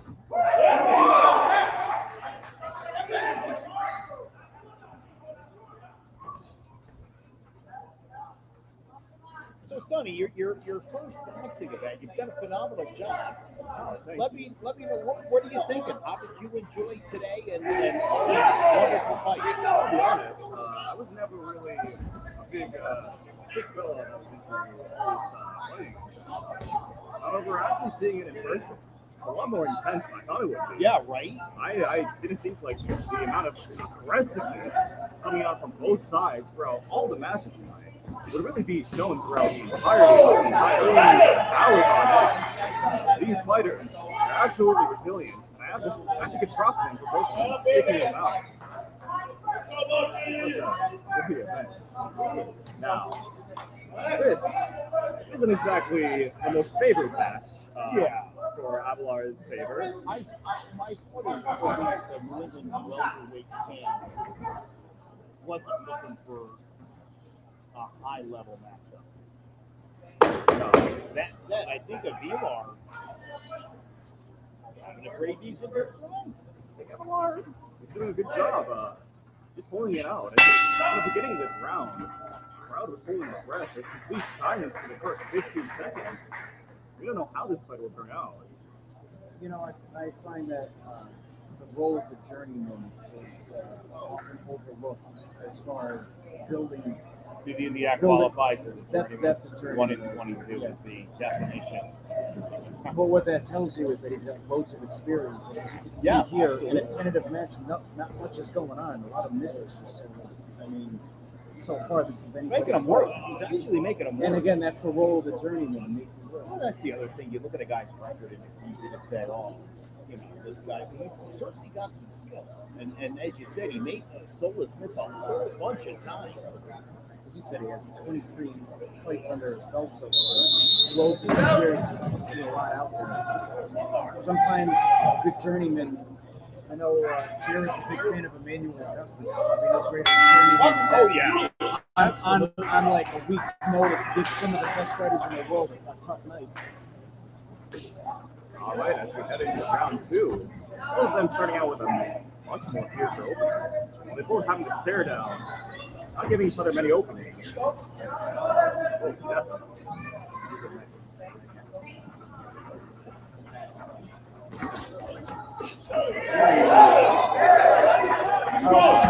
definitely.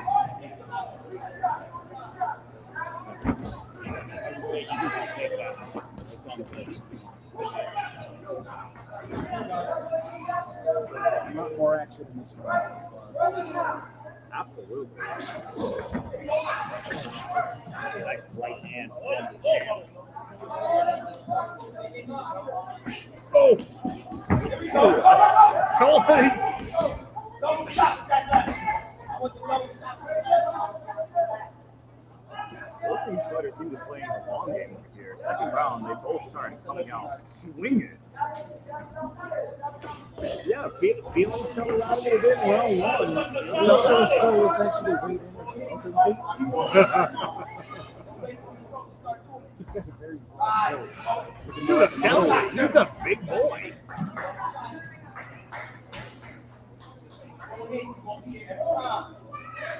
By the way, it was so cool earlier today. I recorded all of it. I didn't want to live stream it because everybody has to super spell and some of them are kids, and I just thought that would be weird. But we were set up to live stream the weigh-ins, and it was a lot of fun with that. So hopefully we'll have to figure out next time as far as how we can broadcast that. This has been a long but fun day of boxing here in Coventry. I would give Avilar that round. I would also. I'm giving Avilar the round. You could even argue that he's too up there. You could. Because there wasn't much action in the first round. You imagine? Again, this is what I'm saying. That's the role of the journey. It's to push you in a way that you're not used to seeing. I mean, it's true. I mean, just looking at the stats so far, Avilar has more fights in compared to Solis. Hasn't gone well.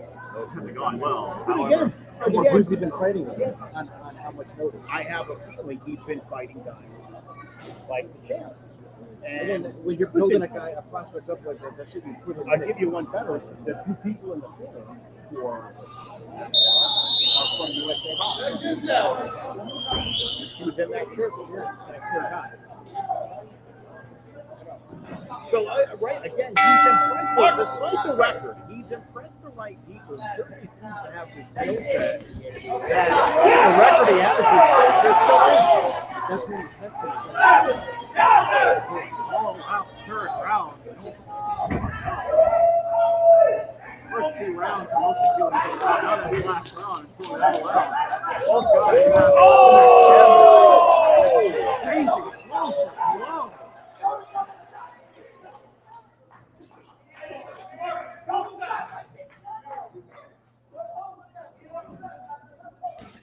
Ooh.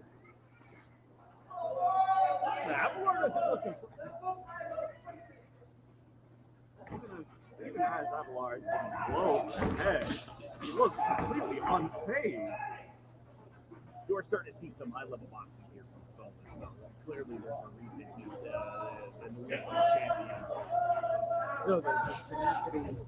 No, look, there's no easy matchups. There's no easy matchups in boxing, that's for sure. And you're seeing it here. But again, you're seeing a chip. You're seeing a working the body, right? He's leaning into him, working and using his size. Great body shot. No, straight up the middle from Avalon. In the last 30 seconds, see if one of these two contestants players get the edge over one another.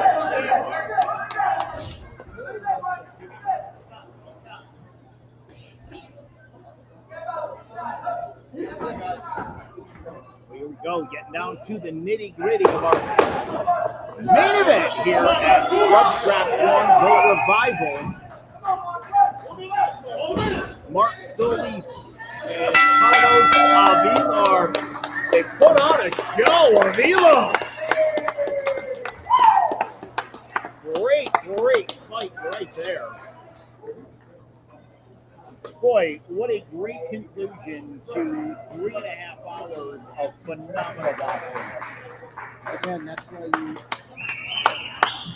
records can be extremely deceiving in boxing. If they were expecting to walk in the park. Oh, you would look at those records and think, the champion's going to kill him. But boy, Avalon looked phenomenal out there today.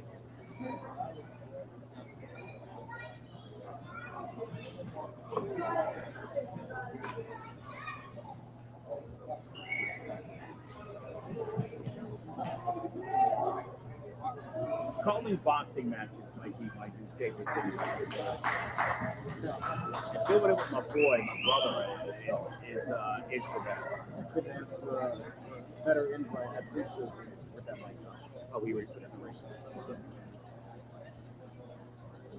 Yeah, thanks for coming here. Thanks for being a part of it. All right. And the results of the final bout between Mark Solis and Carlos Avalar with a unanimous vote. Red corner!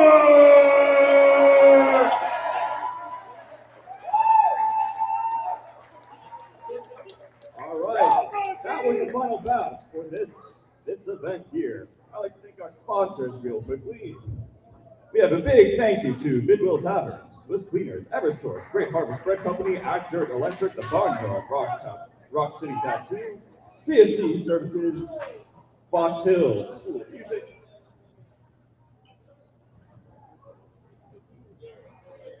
Keybank, Cola Construction, Leo's Hot Dog Park, and Island Park Market. Thank you for coming to Scrub Scraps. I'm Sunny D. See you at the next event, scrubscraps.org. Be sure to visit scrubscraps.org for more events. All right, well, that is going to do it for us with an absolutely phenomenal day here at Coventry High School in Coventry. Visit scrubscraps.org for the next event. Should be in a few months. But we appreciate everybody who joined us on today's live stream. You can also visit clovercrestmedia.com. If you missed any parts of this, we'll also be posting this to the Scrub Scraps website. I'm Joe McGuire along with Sunny D, Jeremy Atkins, Dominic was also here and he left, and I can't remember Dominic's last name. What is it? Something with a Z. Zapone. Oh, Zapone. Yeah, he's Italian. He's a good kid. We love him. A big thank you to Jared Jones and the whole crew at Scrub Scraps. What an absolutely phenomenal day. There he is in the ring. We will see you next time. This has been Scrub Scraps 1, a revival.